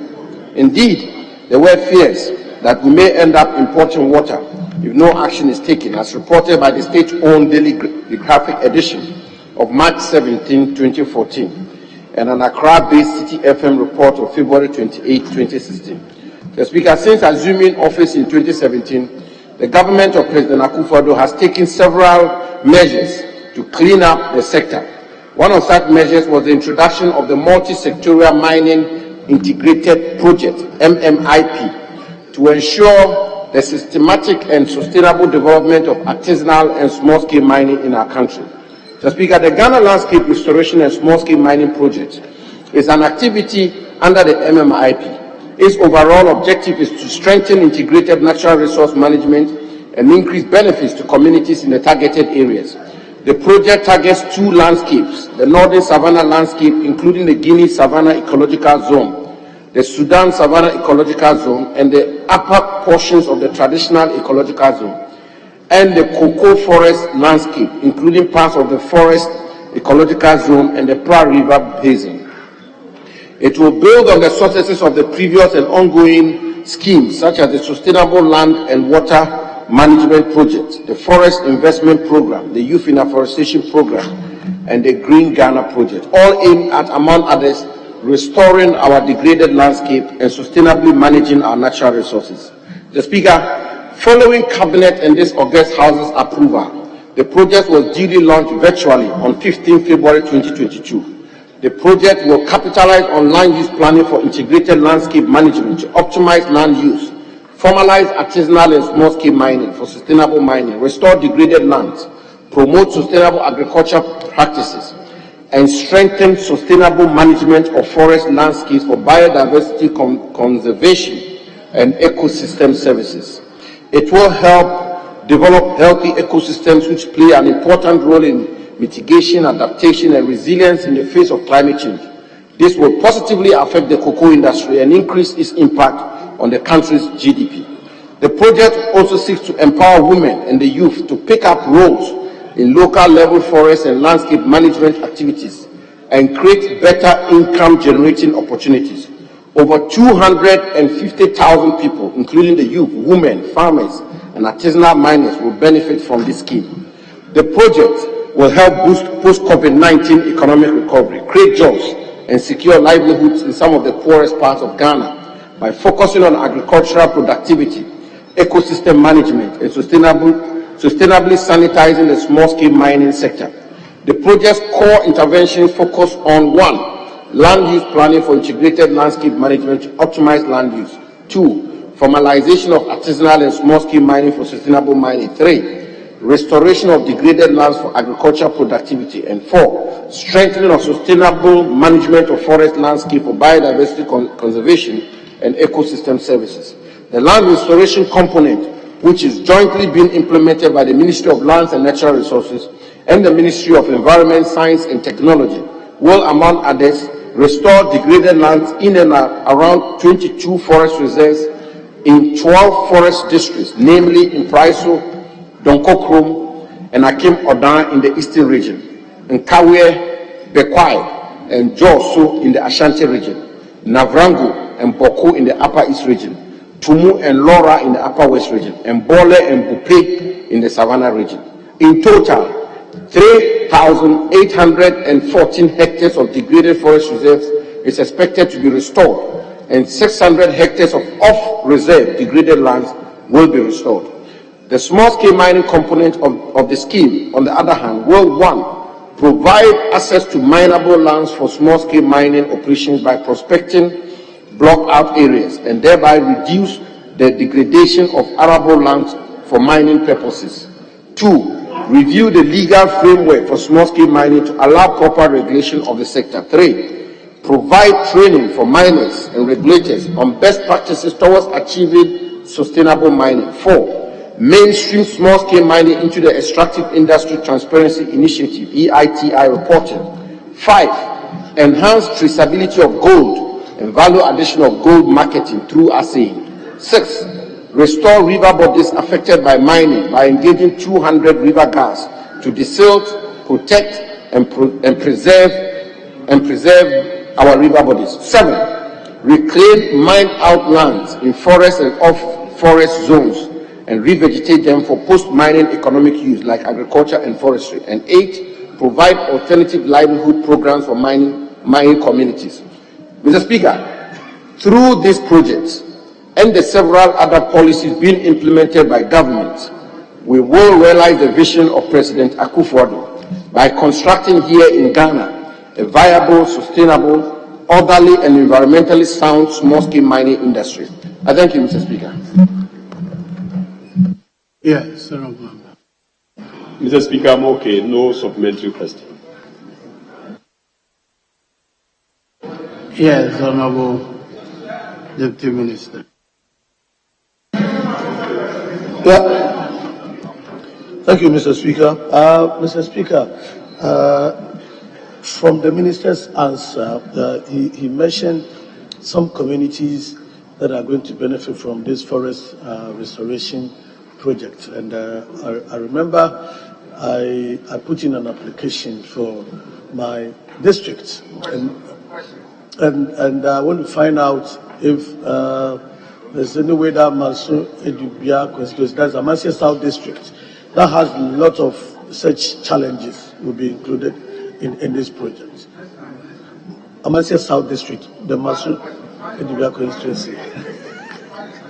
Yes, Honorable Minister, is Amasia South District included in the restoration project? Mr. Speaker, I will have to check and give my senior colleague the appropriate response. But what I have to say, Mr. Speaker, is that when it comes to the designation or selection of beneficiary areas for these kinds of programs, Mr. Speaker, they are determined by the technical people. I mean, this is why, Mr. Speaker, you will find that even though I'm the minister responsible for mining, Damango is not one of the communities. It's Bole, which is one of the communities. Because, Mr. Speaker, as we all know, the heart of mining in Savannah region happens in Bole. So what I can say to my honorable senior colleague is that I will check on it from the technical people and respond to him accordingly. Thank you, Mr. Speaker. Yes. Thank you very much, Mr. Speaker. Mr. Speaker, in the minister's answer, page 26, item 6, he said, to restore water bodies affected by mining by engaging 200 river guards to desilt, protect, and preserve our water bodies. I want to find out which specific rivers and why the number 200. If in the past the involvement of military and other well-trained persons could not do it, are we guaranteed that these 200 can do the job? The silt, protect our water bodies, because it's key to the survival of our peoples. Thank you. Yes, Honorable. Mr. Speaker, the plan is to work on the restoration of the environmental integrity of all the river bodies of our country. So, Mr. Speaker, with respect to the question, which river bodies, I would say all the degraded or polluted river bodies of our country. Mr. Speaker, yes, my honorable colleague is right. 200 river guards may sound inadequate, but that's the beginning. I mean, this is the beginning of our effort at desilting, protecting, and preserving the river bodies of our country. But we have to begin from somewhere. So, as and when we get more funding or more sources of funding, I believe we can have a more expansive effort at desilting the river bodies of our country. His concern and passion for the restoration of the river bodies of our country is one that I welcome and I cherish. We'll work a lot more to ensure that we do a lot more work. Thank you, Mr. Speaker. Yes. Thank you, Mr. Speaker. Mr. Speaker, this country, we have a lot of places where we don't have trees, desert and semi-desert areas where we are supposed to plant trees. And that one is not done. In my constituency, virgin forest has been cleared in the name of planting trees. They've not been able to take care of the trees, and it's also becoming another desert. That's Christian Hunivary constituency. So I want the minister to explain why they are clearing virgin forest to plant trees and they are not able to take care of the trees. And I remember that's a separate question on forest. This is about regrading a degraded land sites. So you may file your own question separately. Any more? Yes. Thank you very much for the opportunity, Mr. Speaker. I want to find out from the minister which agencies are involved in the implementation of the project. Yes, Honorable Minister.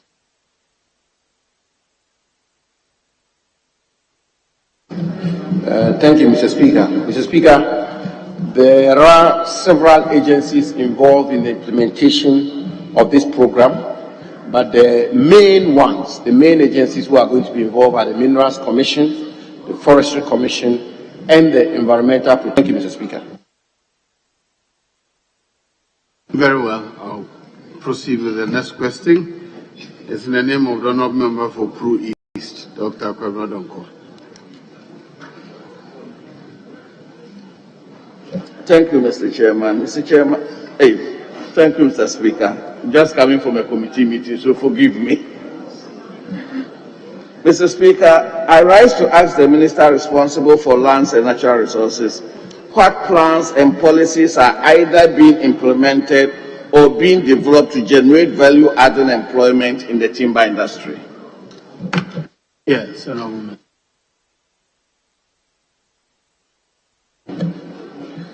Thank you, Mr. Speaker. Mr. Speaker, our forests continue to be the mainstay of the bulk of the rural population, supporting over 2 million people nationwide. The timber industry, specifically, contributes significantly to both the domestic and international markets. Between 2019 and 2020, for example, a total of 526,613.29 cubic meters of timber worth over 266 million euros was exported from Ghana, while the domestic market accounted for 678,406.9 cubic meters within the same time frame. As of October 2021, 248,657.909 cubic meters of timber worth over 113 million euros had been exported, with domestic trade in the wood species being 392,117.75 cubic meters. Mr. Speaker, the huge volumes of timber exports is a result of decline in value addition over the years. For example, the number of large-scale timber processing companies dropped from 60 in the year 2000 to 10 in 2016 and has remained same till date. But there are enormous opportunities for investment in value addition in the timber industry, including furniture manufacturing, molding, doors, parquet flooring, and other related tertiary products for domestic and export markets, especially for the ECOWAS sub-regional markets and the African Continental Free Trade Area. These also provide huge opportunities for employment generation for the teeming youth. Mr. Speaker, in order to reverse this declining trend in the domestic timber industry, I constituted a technical team made up of industry players and experts from the Forestry Commission to develop a comprehensive strategy to revamp the timber industry. The committee has presented its report to me with recommendations for short, medium, and long-term measures to make the industry more viable and vibrant. Among the recommendations are: 1, improving raw material and input supply base, including investing in commercial plantation development. 2, increasing manpower development and training for the timber industry to move into value-added processing or downstream processing. 3, financing for industrial development and retooling to be able to process small diameter logs like teak, which is currently being exported without any value addition. 3, technology, innovation, research, and development for industry players and use of lesser used timber species. 5, developing standards for wood processing. And 6, improving law enforcement. The ministry has reviewed these recommendations, and a roadmap for its implementation is being developed and almost complete. Already, the Forestry Commission has launched 2 online applications: the digitalized property mark registration and renewal process, to enable loggers register and renew their property marks online, and the electronic wood tracking system to track our timber from harvesting to final disposal. We have also transformed the Wood Industry Training Center at Ejisu in the Ashanti region into Forestry Commission Training Center to provide specialized training and apprenticeship schemes for wood processing operators and produce timber to improve productivity and quality. Mr. Speaker, through these policies and interventions, we will revamp the domestic timber market and ensure value addition to our timber resources. I thank you, Mr. Speaker. Yes. Mr. Speaker, the Honorable Minister in his answer stated that we have, and I quote, we have also transformed the Wood Industry Training Center at Ejeso in the Ashanti region to Forestry Commission Training Center.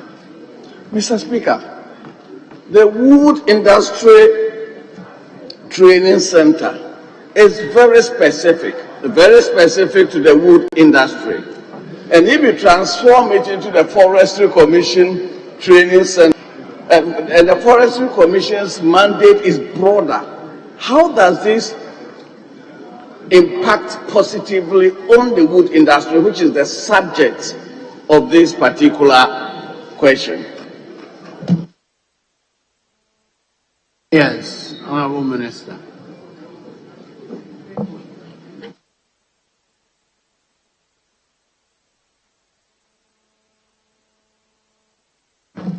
Mr. Speaker, the rationale for the conversion of this facility into a training center is to enable the Forestry Commission, which has the general oversight when it comes to the forestry resources of our country, to have direct and focused attention on the wood industry, as the Honourable Member is alluded to, Mr. Speaker. And indeed, I want to report to the House that the Forestry Commission, in its effort to ensure that the Wood Industry Training Center at Ejeso in the Ashanti region, which is now being converted to the Forestry Commission Training Center, has a sharper focus on ensuring that we develop our timber industry. It's actually put a senior technical officer in charge of the center so that, as I said in my answer, Mr. Speaker, they can provide specialized training and apprenticeship schemes for wood processing operators and produce timber graders to improve productivity and quality. Mr. Speaker, the big issue with the wood industry in our country is really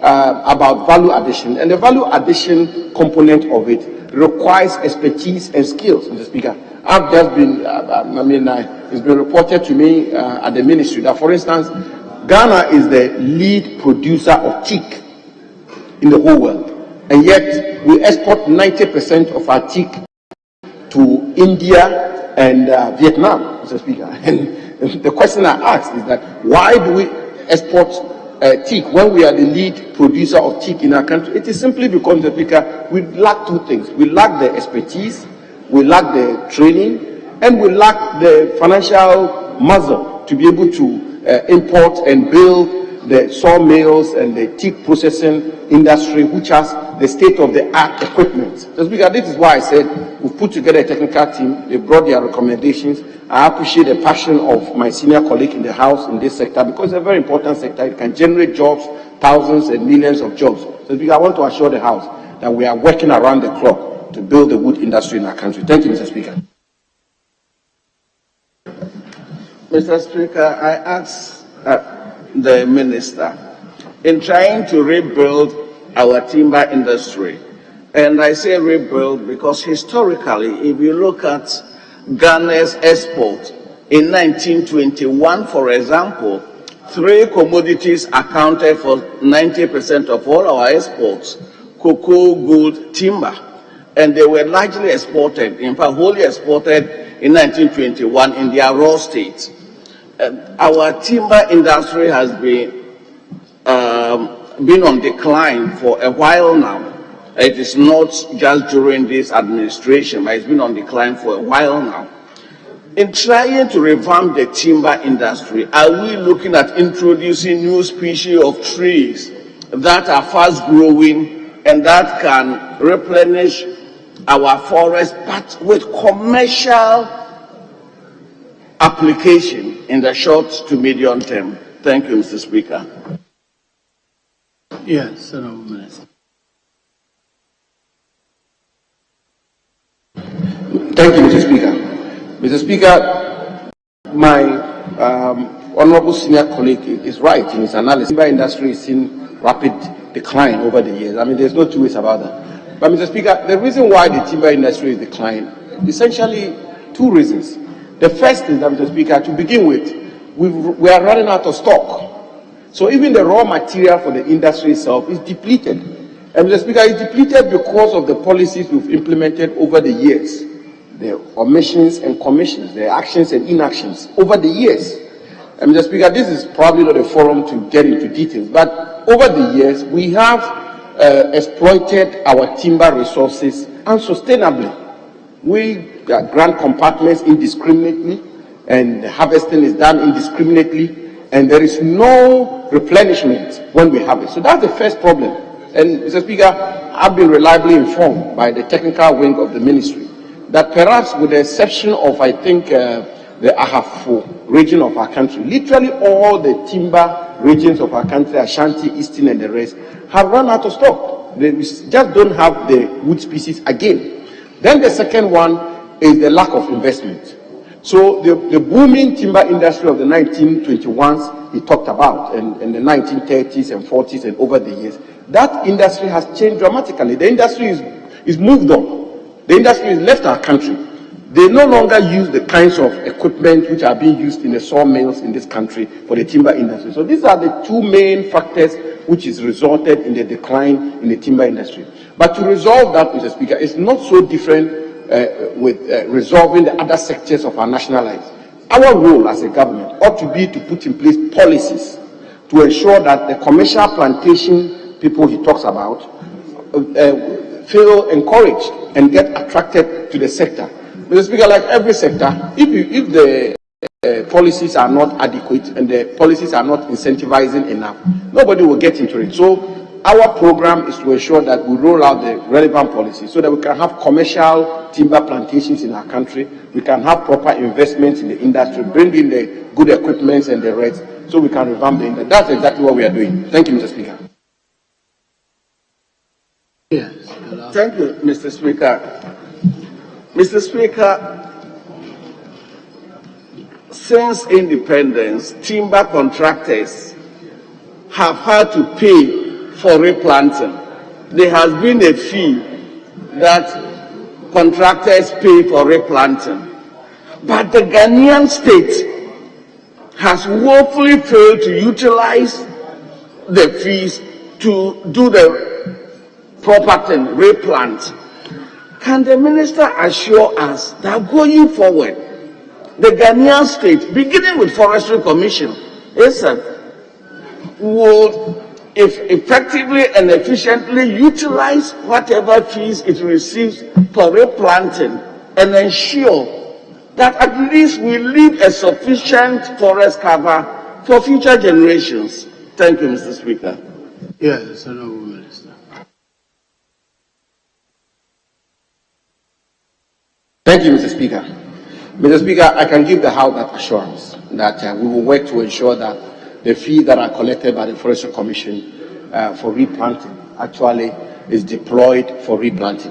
Mr. Speaker, but beyond that, I think that that fee or that the component of fees that are paid to the Forestry Commission will not be sufficient funding for the kind of commercial plantations we want to build in this country. And therefore, Mr. Speaker, you will see that last year, President Akufo-Addo launched the Green Ghana project. And Mr. Speaker, let me thank the House for the support they give to the ministry when we implemented this very ambitious undertaking. Mr. Speaker, this year, as the House may be aware, we have committed to an ambitious target of planting 20 million trees on June 10, the Green Ghana Day. Mr. Speaker, this morning, yesterday and this morning, I held meetings with managing directors of all the banks in our country yesterday, and this morning before I came into the House, I held meetings with managing directors of the telcos and cement companies in our country. And Mr. Speaker, I'm going to hold a series of meetings because the idea is that we want corporate Ghana to own compartments in our country, so that you have a company that will take a compartment and that will plant timber species in that compartment and manage it. The Forestry Commission will give them technical support and so on and so forth. Mr. Speaker, secondly, we have secured a $7 million facility, which we are going to deploy specifically as loans to commercial timber plantation entrepreneurs. And Mr. Speaker, I see my honorable senior colleague from PRU being very interested in commercial plantations. Perhaps you should look at that. We will be very happy to facilitate that kind of involvement. But these are the pillars on which we intend to revamp the timber industry in Ghana. Thank you, Mr. Speaker. Yes. Thank you very much, Speaker. I want to thank the Minister for very good information he has provided in relation to value addition. But I want to find out from him whether he is having any collaboration with the Ministry of Environment, Science and Technology to possibly identify and develop some fast-growing species that could be used for other simple timber products like furniture for schools. Because, Mr. Speaker, I come from a forest area constituency. Looking for simple timber for furniture even becomes a problem. Whether they are having any such collaboration to identify some fast-growing species that will be dedicated for that purpose. Thank you, Mr. Speaker. Yes, Honourable Minister. Thank you, Mr. Speaker. Mr. Speaker, I am in constant and close contact with the Minister for Science, Innovation and Environment. There's absolutely no two ways about it. In fact, we work hand in glove, Mr. Speaker. And not just the Minister for Environment, the Minister for Local Government, and several, the Minister for Water Resources, and several other ministries are very much part of the program we are rolling out, and indeed are an integral part of whatever efforts we are making. The Speaker, as a result of the efforts of the scientific community of our country, headed by the Minister for Environment and Science, we have, for instance, been able to reduce the growth, the maturity period for rosewood from 40 years to 20 years, for example. And there is a similar one being done for shea and several others, acacia and many other species. And indeed, that collaboration is so consequential to the success of the program we've rolled out, and we will continue to do that. Thank you, Mr. Speaker. Very well, I'll proceed. The next question is the name of Honourable Member for Abra, Asebu Kwamankese, Elvis Morris Donko. Thank you, Mr. Speaker, for the opportunity. Mr. Speaker, I want to ask the Minister for Lands and Natural Resources if the ministry has any operational guidelines to deal with the community mining scheme. Thank you. Yes, Honourable Minister.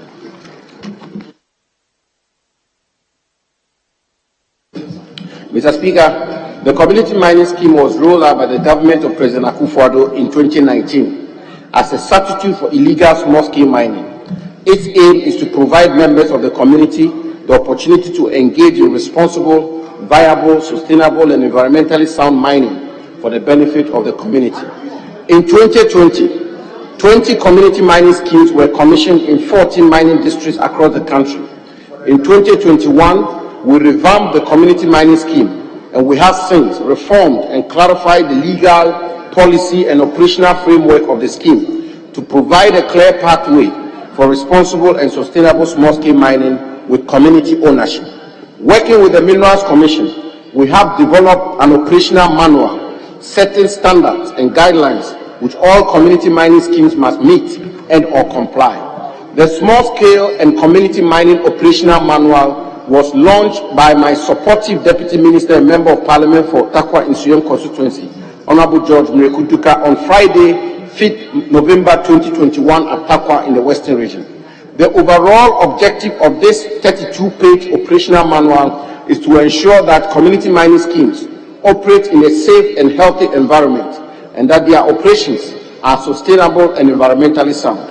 Mr. Speaker, it explains in simple terms the policy objective of the community mining scheme, the requirements and procedures for acquiring a license to operate a community mining scheme or mine support services, the responsibilities of license holders, and the community mining scheme oversight committees, and a code of practice for small-scale and community mining schemes, which sets health, safety, environmental, and operational standards for all small-scale and community mining schemes. Among its requirements, all community mining schemes must have a first aid post, washrooms, changing rooms, storage facilities for hazardous materials, portable water storage facility, and all processing area with a mercury-free or all processing equipment. The ministry, through the Minerals Commission, is investing in the mercury-free all processing equipment known as the gold catcher, and we have procured 100 of them for community mining schemes across the country.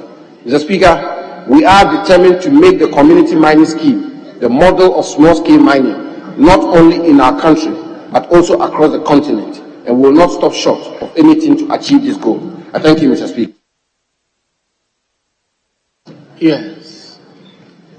Honourable Member, any follow-up question, please? Mr. Speaker, my follow-up question is, has the ministry taken any steps to educate the general public and the beneficiary communities about these guidelines? Yes, Honourable Minister. Mr. Speaker, let me begin by indicating to the House that a community mining scheme concept seems to be proven to be the panacea to resolving the age-old problem of illegal small-scale mining. Mr. Speaker, wherever we have launched these schemes, the communities have embraced them, and indeed, they've been very happy about the introduction of this community mining scheme. Mr. Speaker, the problem we have had in the past was the tendency or the threat or the possibility of community mining schemes being used as a conduit for illegal small-scale mining. And that is where our focus is, where community mining schemes do not become an avenue for illegal small-scale mining of the problem. And Mr. Speaker, this is why I indicated in my answer that we have launched an operational manual. We can have a copy of it in my hand here. Small-scale and community mining operational manual, September 2021. Where we set out copiously the minimum requirements for a community mining scheme, as I indicated in my answer. So, Speaker, to the specific question, are we taking steps to educate the community on the provisions of the manual? Yes, Mr. Speaker, we are doing that. And wherever we have launched community mining schemes, we make it a point that the community is fully appraised and educated about the requirements of the operational manual for community mining scheme. Thank you, Mr. Speaker. Yes. Mr. Speaker, on page 30, paragraph 2, the minister talked about the gold catcher. If the minister can actually use this opportunity to educate some of us what the gold catcher is, and also they've procured 100 of these gold catchers.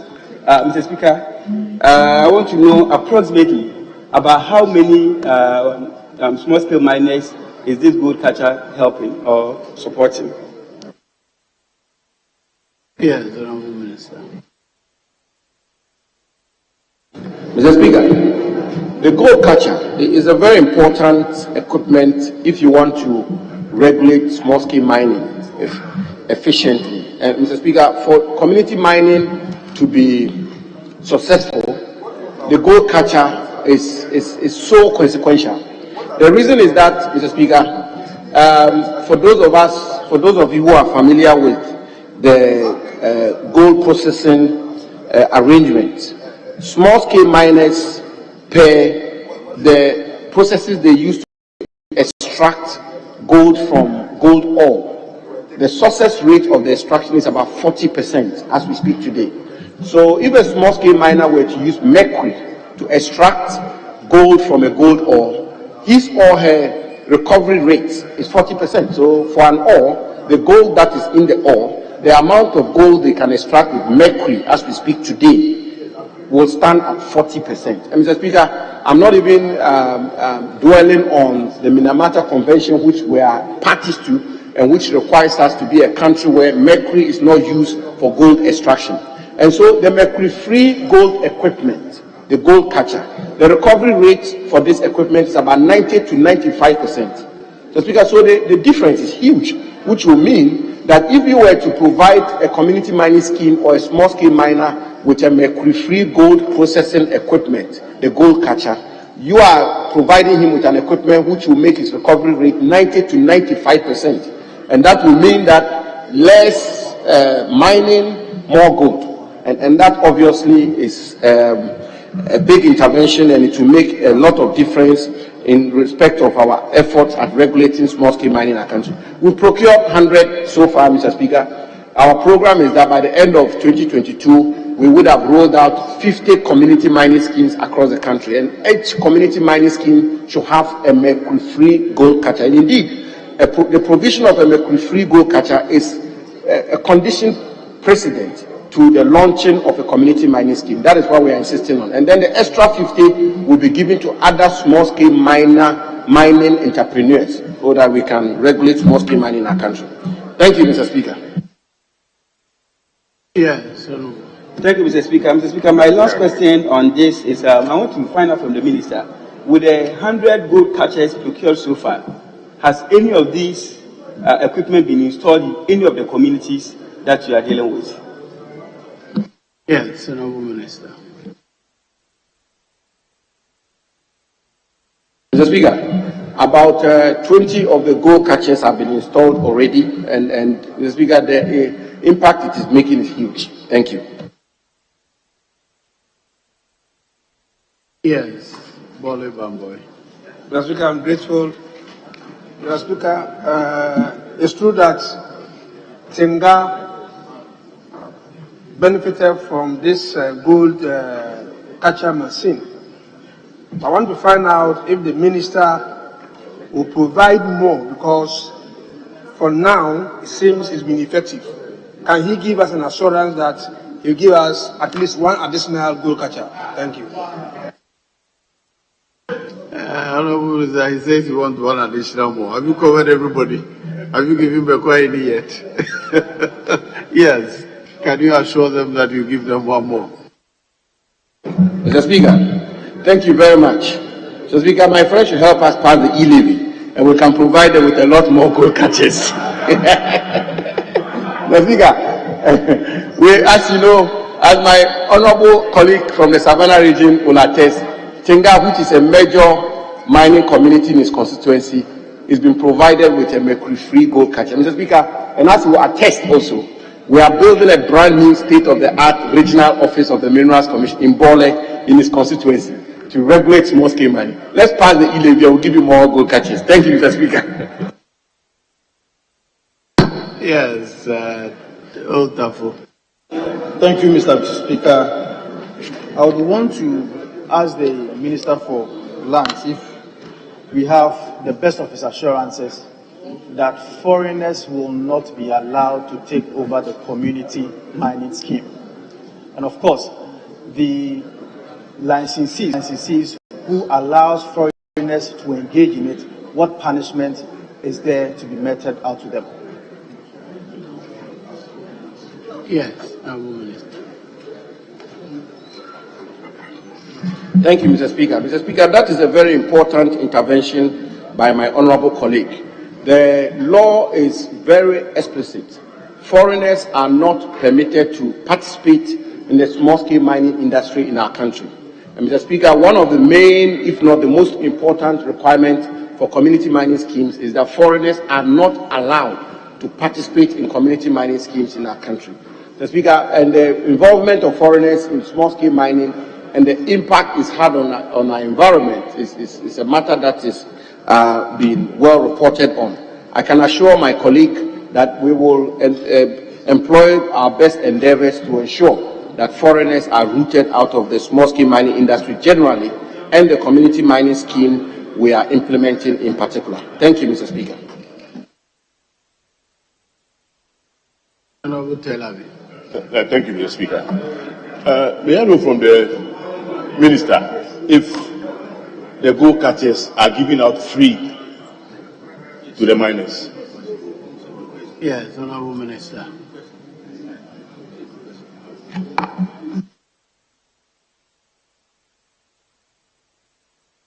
Thank you, Mr. Speaker. Mr. Speaker, the information I have is that because, Mr. Speaker, let me, if we want to be honest, I mean, these are matters, the nitty-gritties of them, the implementation of it is by the Minerals Commission. With the greatest of respect, I don't particularly get involved in there. But the information I have is that they have an arrangement of high pitches where these equipments are given out and they are used for operations and they are paid over a period of time. That's the information. Thank you, Mr. Speaker. Yes. Right, Honourable Speaker, we thank our colleague for the answers. I'm happy to hear from him that they are making efforts to stop those unpatriotic Ghanaians who take the licenses and then hive it off to foreigners.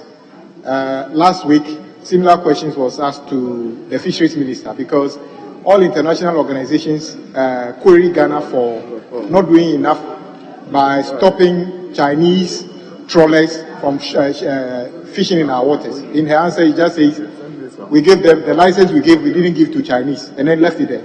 But I'm happy you have gone further by saying, I acknowledge that this is happening. Can you tell us some of the definite steps you are taking to ensure that when we give people the licenses, you follow up to find out, are these Ghanaians doing the mining, or they are either for some getting into an arrangement where foreigners take over and do the things that you and I don't want them to do?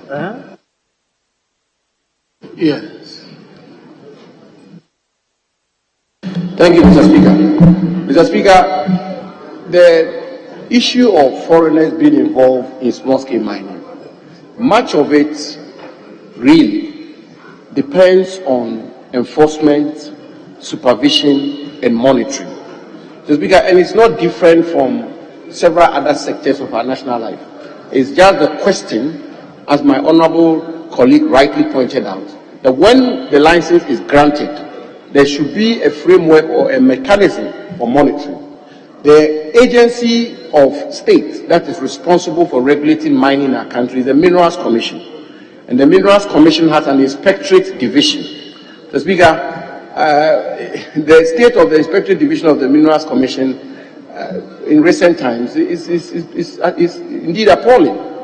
But thankfully, Mr. Speaker, just about 2 weeks or so ago, I commissioned 20 pickups, 4x4 pickups for the Minerals Commission, computers, blaster monitors, and several other equipments which are necessary for the enforcement, monitoring, and supervision role of the Minerals Commission to be realized. Mr. Speaker, secondly and finally, there is a matter that I will report to the House which we are examining, which I believe ought to be examined, because otherwise the question about foreigners being involved in small-scale mining will continue to elude us, Mr. Speaker. If you look at Act 703, Mr. Speaker, and the requirements for small-scale mining, the ingredients of small-scale mining, 25 acres, an investment of so much, and the number of people who are to be involved so much, and so on and so forth. And then when you come to large-scale mining, Mr. Speaker, large-scale mining, the difference between small-scale mining and large-scale mining, in my view, is too wide. It's too wide, because small-scale mining essentially is artisanal mining. When you go to other African countries, Burkina, Mali, and the rest, what we call small-scale mining here is artisanal mining. And the conceptual underpinnings of small-scale mining was really that the people who have a pickaxe, shoveler, and the rest to mine is what they conceived. But today, you have a different set of foreigners who want to participate in our mining industry, who cannot have the financial muscle to participate in the large-scale mining, a 12 or so large-scale mining where you need hundreds of millions of dollars, but are not also allowed to participate in small-scale mining per the basic requirements of small-scale mining. So the question about whether or not we should go along the lines of other countries where they've introduced medium-scale mining, for example, where they have minimum capital investments, and so we're examining all of those.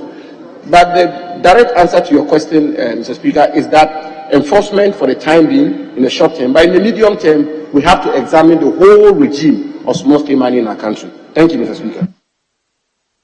Very well. Yes.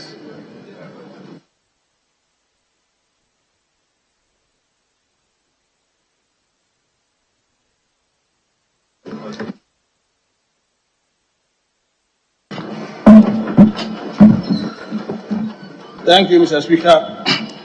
I totally agree with the Honorable Minister by preventing the foreigners not to do community mining and also on a small scale industry. In my cases, my constituency is completely mining community, about 70% of it, and yet the indigenes find it difficult to mine. One example is that DCDL has a large-scale mining license, that is Diamond Consolidated Diamond Limited, and has an association under the large-scale Tributers Mining Association.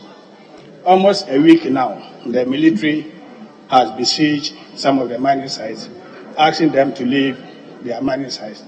So I'm asking the minister, what measures is he taking so that the indigenes can have the chance to work?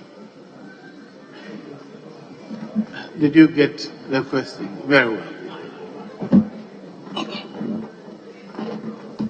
Mr. Speaker, I think I'll have to find an opportunity to engage my colleague.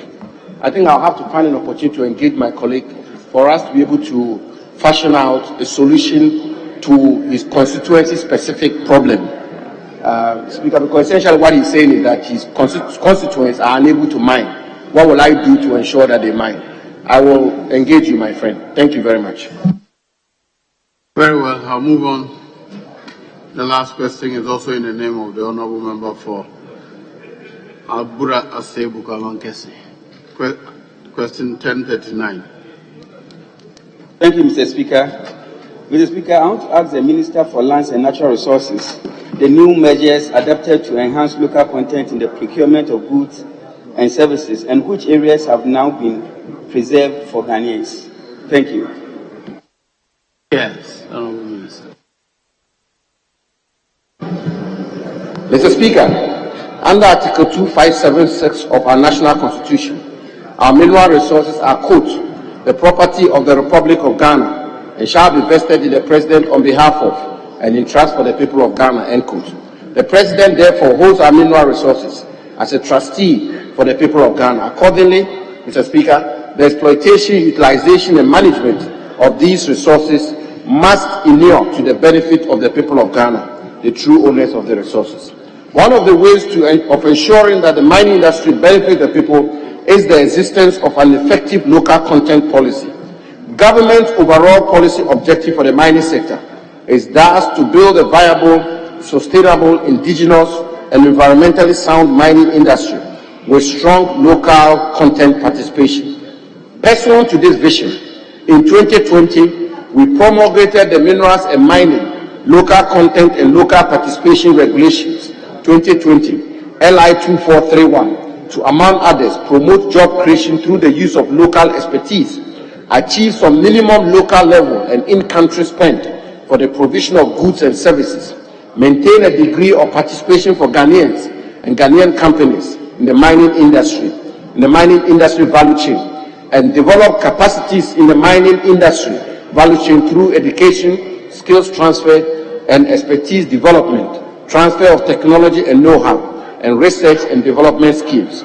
The law requires mineral rights holders to develop, for the approval of the Minerals Commission, a localization program for the recruitment and training of Ghanaians, and a procurement plan to procure goods and services with Ghanaian local content. Additionally, Regulation 7 of LI 2431 empowers the Minerals Commission to publish in the Gazette, on its website, and in the newspaper of nationwide circulation, a local procurement list which stipulates the goods and services with Ghanaian content which are to be procured in the country by mineral rights holders. Pursuant to this, the Minerals Commission has, as at 3rd March 2022, concluded discussions with all stakeholders, including the Ghana Chamber of Mines, and has increased the goods and services to be procured locally from 29 to 41. The list has been submitted to the Ghana Publishing Company, and it will be gazetted in due course and published in the newspapers and on the website of the Minerals Commission in accordance with LI 2431. Mr. Speaker, the 41 items are set out below, and I want the Hansa to capture say. Mr. Speaker, the procurement of these goods and services in Ghana generates over $1 over 1 billion United States dollars each year, which for the regulation will have been exported. Mr. Speaker, in addition to the above goods and services, Regulation 10 of LI 2431 requires mineral rights holders to ensure their insurable risk with companies licensed by the National Insurance Commission unless expressly authorized by the National Insurance Commission. And Regulation 12 requires mineral rights holders to retain the services of financial institutions incorporated in Ghana for their operations that require financial transactions, with at least 20% reserved for financial institutions owned by Ghanaians. The Minerals Commission has, since the beginning of this year, working with the Bank of Ghana and the National Insurance Commission, submitted to the Ghana Chamber of Mines a list of all insurance companies licensed by the National Insurance Commission, a list of banks incorporated in Ghana, and those owned by Ghanaians. Mineral rights holders have been directed to ensure full compliance with these requirements, and the Minerals Commission is working with them to ensure that they comply fully. Mr. Speaker, we will continue to pursue policies and programs that ensure that the people of Ghana, the true owners of our natural resources, benefit from the mining industry. I thank you, Mr. Speaker. Yes, honourable member. Yeah, Mr. Speaker, I think this is a very good news for Ghanaian companies. But I want to ask the minister if the local procurement list, which is to stipulate the goods and services with Ghanaian content, have been published on their website. That's what the law requires, if they've been published, and what steps are they also taking to educate Ghanaian, especially the business people and the companies, about these opportunities for them? Thank you. Yes, Honourable Minister. Published and education. Yes, Mr. Speaker, as I indicated in my answer, the Minerals Commission's website has the number of goods and services, the list of goods and services which are to be procured by Ghanaians, and the services which are to be reserved for Ghanaians and Ghanaian incorporated companies. Mr. Speaker, as I indicated also, we have increased the number of such goods and services from 21, I think, to 49. Mr. Speaker, so there's a huge gap, and we will employ other best endeavors to ensure that there is maximum publicity about these goods and services which are to be procured locally. Thank you, Mr. Speaker. Yes, any more questions, follow-up questions? Very well. Honourable members, Honourable Minister, we thank you for attending upon the House to answer questions. You're discharged. That brings us to the end of question time. We'll return to statements, and the Honourable Member for New Edubiase will now read his statement. Ready. Okay, we are ready. Thank you. Thank you, Mr. Speaker, for the opportunity to make a statement on Ghana's crunch World Cup playoff games against Nigeria. Mr. Speaker, on Friday, the 25th of March, our national football team, the Black Stars, will face off with their Nigerian counterparts in the first leg of the 2022 FIFA World Cup final playoff at the Baba Yara Sports Stadium in Kumasi. The Black Stars will subsequently honor the second leg 4 days later in Nigeria. Mr. Speaker, coming on the back of what could aptly be described as a disastrous African Cup of Nations campaign earlier this year, this encounter is crucial for Ghana on several fronts. First, Mr. Speaker, having failed to qualify for the last FIFA World Cup in 2018 in Russia, it will be heart-wrenching and devastating for us to miss out on this year's tournament slated for Qatar. Secondly, Mr. Speaker, it is evident and has almost become a cliche when we say football is what binds us together as a nation. Anytime the Black Stars are playing such an important games, the whole country rallies behind the team to urge them to attain victory. Also, Mr. Speaker, even though the joy, emotional and psychological benefits that victories of Black Stars bring to us cannot be quantified in monetary terms, there are some financial gains which when we qualify for the World Cup. For instance, Mr. Speaker, by just qualifying for the World Cup, the country is guaranteed a whopping $10.5 million from the prize money. Mr. Speaker, the other fundamental reason is that there are no rivalry on this continent as marked as ours with our Nigerian brothers, albeit a very healthy one. We contest with our Nigerian brothers on almost every facet of life, including music, education, and even the most trivial, who prepares the best jollof. However, Mr. Speaker, the biggest rivalry between us stems from football. Mr. Speaker, our brothers from Nigeria have not recovered from their Abedi-Pelis-inspired famous Senegal 92 AFCON semi-final win over the Super Eagles. Also, when we hosted AFCON in 2018, we handed them a painful 2-1 quarter-final defeat. Finally, Mr. Speaker, this crunch World Cup final playoff allows the Black Stars to assuage the pains of Ghanaian football lovers and appropriately appease them following their grave disappointment at the just ended AFCON in Cameroon, where we finished last in our group. Mr. Speaker, these are the reasons we all need to cheer the Black Stars and offer our unflinching support to the team so that collectively we can qualify to the World Cup.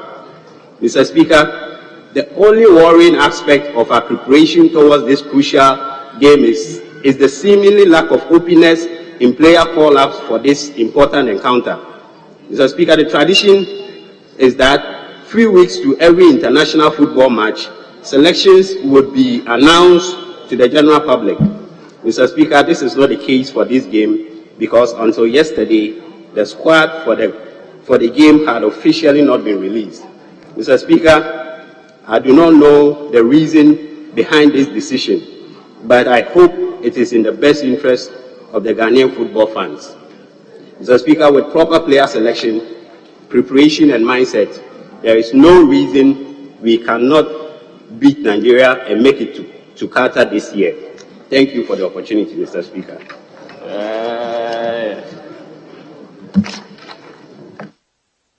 Yes, Honorable.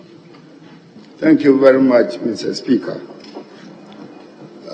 The Committee on Youth, Sports and Culture investigating the poor performance of the Black Stars at AFCON in Cameroon met the Ghana Football Association and we discussed the way forward towards this World Cup. Mr. Speaker, Ghana-Nigeria matches do not go by form kind. Neither do they go by the number of stars you have in a particular team. It has to do with the psyche of the players, the nation as a whole. Mr. Speaker, we are in a very crucial match, about 48 hours from today. 20 years from today. And I want to plead with all Ghanaians that we should discuss the match with some sense of decorum. We should not do things that would demoralize the players. We should look at the team as part of us. Several comments have been made on radio, and indeed even coming from some past members of the Black Stars, which I feel is not the best way to go. There is the pride of the nation at stake, whether we like it or not. And that is why all of us must gather our spiritual and physical backing to support the Black Stars in this two-leg qualifier. The maker of the statement has touched on very crucial issues concerning how the two nations feel when matches are lost to either side. If we go on statistics, Ghana stands tall ahead of Nigeria. And I believe that riding on this, we should all come together to support the Black Stars. This House also has a responsibility apart from probing what went wrong. We should take the initiative and send a special message to the Black Stars as representative of the people so that they will be aware of the fact that all of us, as one body, fully support them to emerge victorious in the match in Kumasi and subsequently in Abuja. Mr. Speaker, and to go further to that, a delegation of representatives of this House, both sides, should be in Kumasi to support the team to ensure victory. I want to appeal to the fans, mostly those in Kumasi, and I know how they behave when matches of this nature are played in Kumasi. It is 100% support. I want them to give the Black Stars more than 100% support to win the match in Kumasi. Let me recall what happened in March 2001 when a virtually demoralized national team was beaten by the Liberian National Stars, the Lone Stars. And we had a match against Nigeria at the Accra Sports Stadium. By then, Ghana's Black Stars could not be reassembled. It took the ingenuity of the technical handlers of the Black Stars to accept their responsibility that Accra House of Folk should represent Ghana in that particular match. Accra House of Folk by then had won every trophy on the continent. And because the players' morale was so high, it was very easy to assemble an 18-man squad with only Balfour Jan as the outsider. Ghana held Nigeria to a pulsating 0-0 draw at the Accra Sports Stadium. It was because all the supporters of Accra House of Folk believed in the team and they gathered their support and gave it to the team, and that made them to be able to play that important match at Accra Sports Stadium. Nigeria at that time had all their stars playing professional football in various parts of the world. Today, the situation is similar to us, relying on what Accra House of Folk did to give the same level of support to the Ghana national team.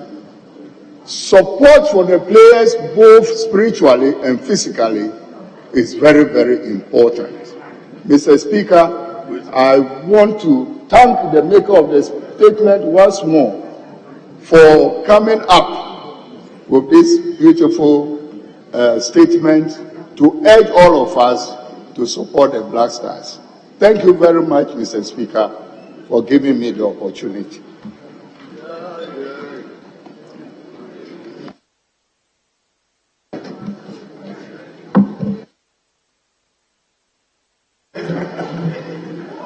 Thank you, Mr. Speaker, for this opportunity.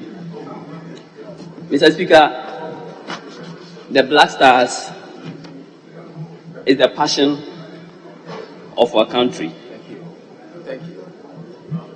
And I'm very confident that on the 25th of this month, and 4 days later, between the two legs, we are going to qualify. Mr. Speaker, Ghana and Nigeria, like my senior colleague said, has never followed form guide. Even when we assembled at that time a local-based team, we dealt with them, and we are going to deal with them again. Mr. Speaker, historically, Ghana was the first country to have won a football medal at the Olympic Games. Mr. Speaker, Ghana is the first country to have won the Under-20 World Cup in Africa. At the Under-17 level, we have won a lot of gold medals, albeit with our Nigerian counterparts. When you come to WAFU, the West African Football Union, we have won more caps than our Nigerian counterparts. When we come to the African Cup of Nations, Ghana has won 4 trophies. Nigeria has 3. There is nothing that Nigeria has that we don't have. Mr. Speaker, when it comes to skills, when it comes to flair, when it comes to finesse, no African country comes close to Ghana.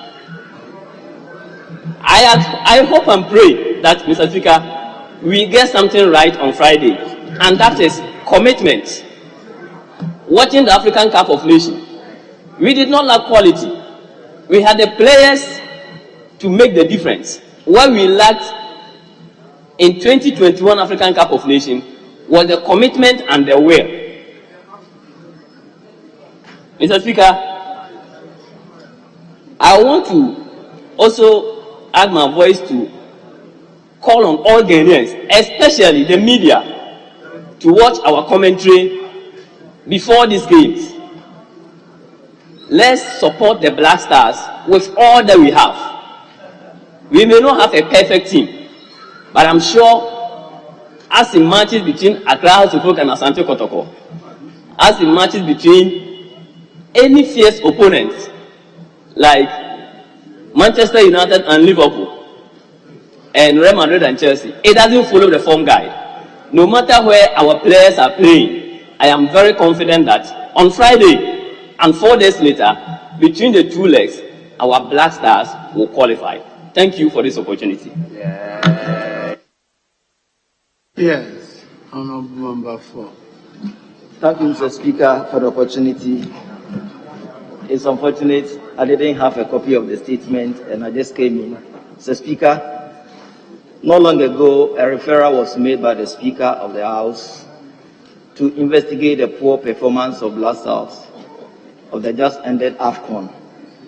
Your committee has done with the report. We are yet to present the report to the plenary for debate. But some school of thought have also indicated that because of the crucial match between Ghana and Nigeria, we should suspend the report for a while. Other than that, the repercussions of the report might have effect on the players or the technical team. That is why the reports are not being presented to the chamber for now. Mr. Speaker, I know it's a very crucial match that we are going to have.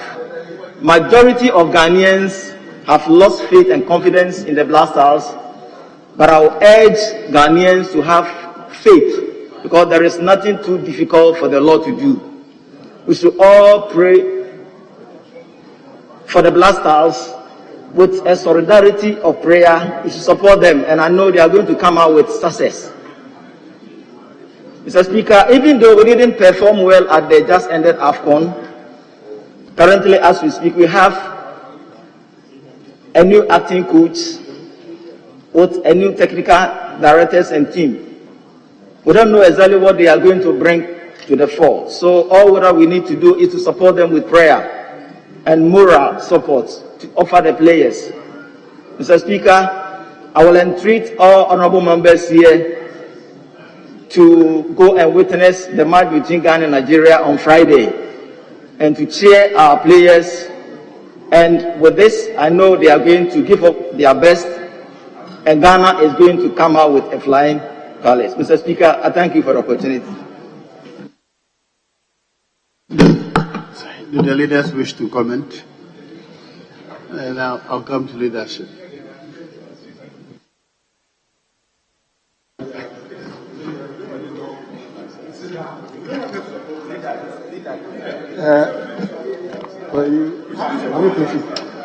Right, Honorable Speaker, football is not one of the things you can defy to anybody. We've all played some before. Mr. Speaker, we thank the maker of the statement for the encouraging and the detail he provided. He's got good information about Black Stars. Mr. Speaker, we've made statements about Black Stars here before. It's one moment that we all drop our religion, our tribes, our political affiliations, and unite for a common purpose. I believe it is important for us to throw our support behind the Black Stars. I'm sure the technical team and those who would have the honor of wearing the jersey on that day would recognize something. That in many countries, it is a high honor to be called upon to represent your country. And on that day, it's not about how much bonus you get or any other thing, but just that out of the 30 million, 11 of you are representing our country. And I think it's very important. Mr. Speaker, I call upon all Ghanaians, if you are a Christian, pray for victory. You are a Muslim, pray for victory. Traditional believer, pray. If you don't believe in anything, go to the stadium and watch the Black Stars. Mr. Speaker, if I have my way, I would allow members of parliament who have Black Star jersey to wear jersey to the chamber on Friday, just to show our support for that, Mr. Speaker. I believe with our support and the performance of the team, Black Stars will deliver. And Mr. Speaker, imagine if Black Star qualifies for the World Cup. Some of the heat in the country, I'm sure, will go down a bit. So it's in our interest for us to see, do whatever we can. In fact, Black Star can qualify even without the e-levy. I am sure we can do this. Mr. Speaker, thank you for the opportunity. Yes, Bolívar.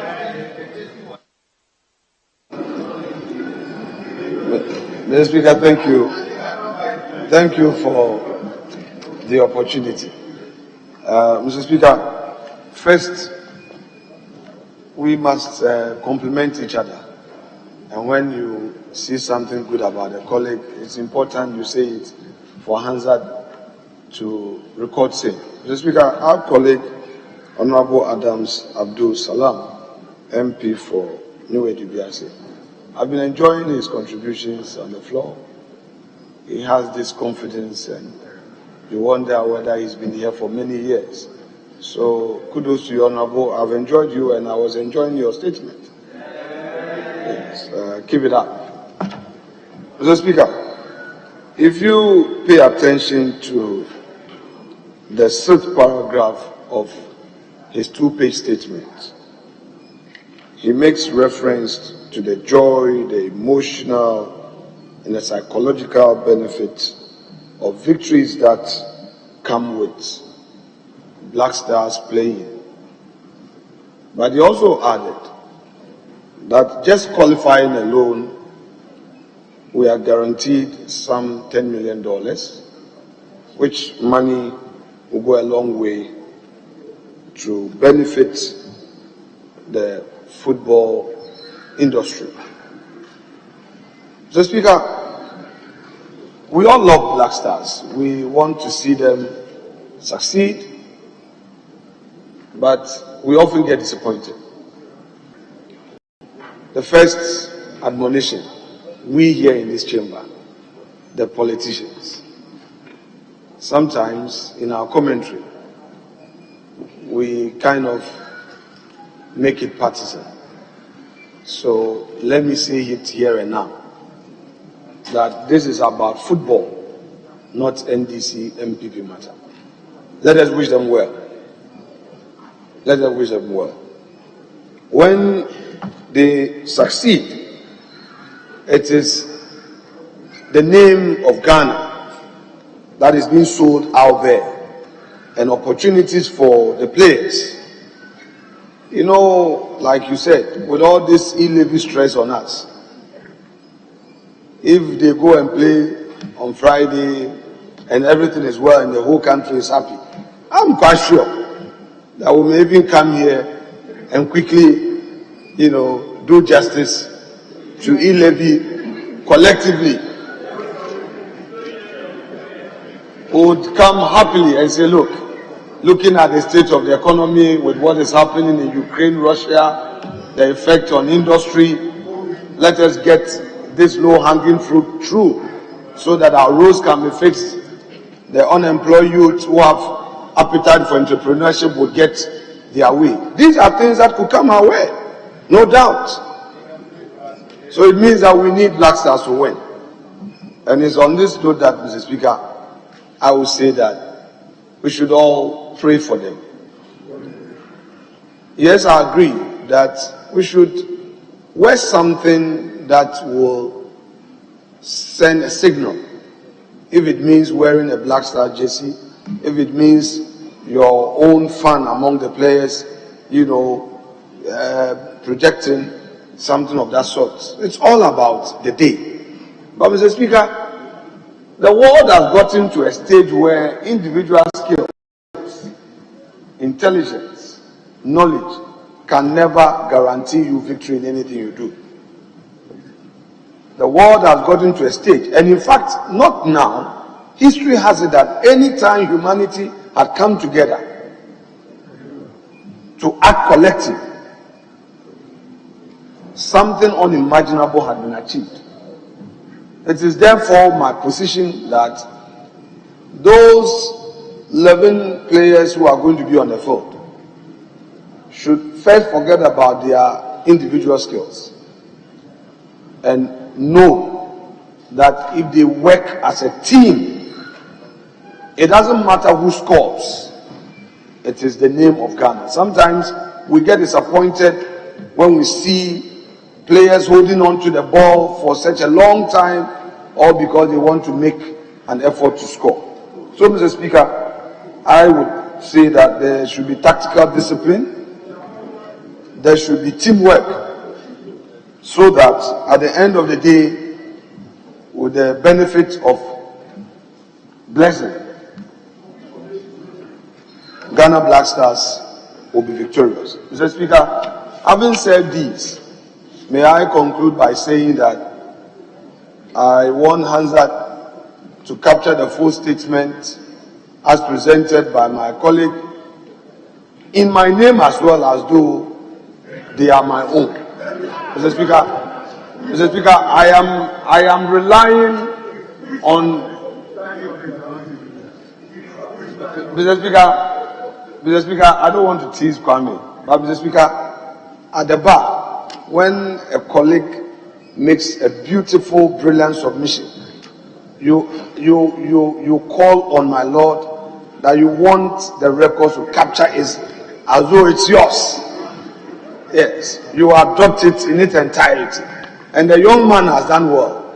He delivered with such nostalgic competence, and it's been acknowledged. And I want to be associated with that success. So, Mr. Speaker, it is his. But the rules allow that I pray that this should also be in my name, as though it is mine. Mr. Speaker, I thank you. Very interesting. I was hoping that the deputy leader would point me to which part of the rule, so I guide myself. But unfortunately, he has not. I'm not sure by what power I can permit him to parasite on the statement made by the honorable member for Nuedubiase. But be that as it may, I think the suggestion that members wear some shared, showing support for the Stars is a good one, and I have no hesitation at all in supporting that suggestion. And if any member has a T-shirt, that means that we are lowering standards in the House. We are bringing down the formality, but I have no hesitation at all in agreeing that any member who has a shirt, whether it's a T-shirt or a club shirt, which relates to the Black Stars, please wear it for us to show that we support them, even if we cannot be at the stadium with them. Very well. Sorry? For the purposes of your indulgence, I'm sure if we could also be permitted generally, so that those of us who may want to go to Kumasi on Thursday night, to make sure that we are available, at the stadium, because some of us have already decided to be there. That way we will be pardoned for Friday if we do not show up. Since I cannot guarantee where you'll be if you do not attend the House, just follow the procedure if you want to be absent. That's all. Yes. Mr. Speaker, that's about all we have for the day. I recommend we adjourn. I move that we adjourn till tomorrow, 10 a.m. I so move. Yes, available leader. Right, Honourable Speaker, I second the motion. And no, Mr. Speaker, if there's government business, we would have continued. And I want to commend you, Mr. Speaker, for making the effort for us to start quite early. I noticed this week we started not later than 10:30 every day. And I want to thank you very much for the opportunity. And we want to continue like this. One day, we shall actually start at 10 o'clock. Thank you very much, Mr. Speaker, for the opportunity. It's not only this week. The whole of last week we did so too. We strive to be. No, he did. He seconded the motion before making his comment. Honourable members, the motion for adjournment has been moved and seconded. All in favor of the House adjourning now, say aye. All against, say no. I think the ayes have it. The ayes have it. The House is accordingly adjourned till Thursday, the 24th of March, 2022, at 10 o'clock in the forenoon.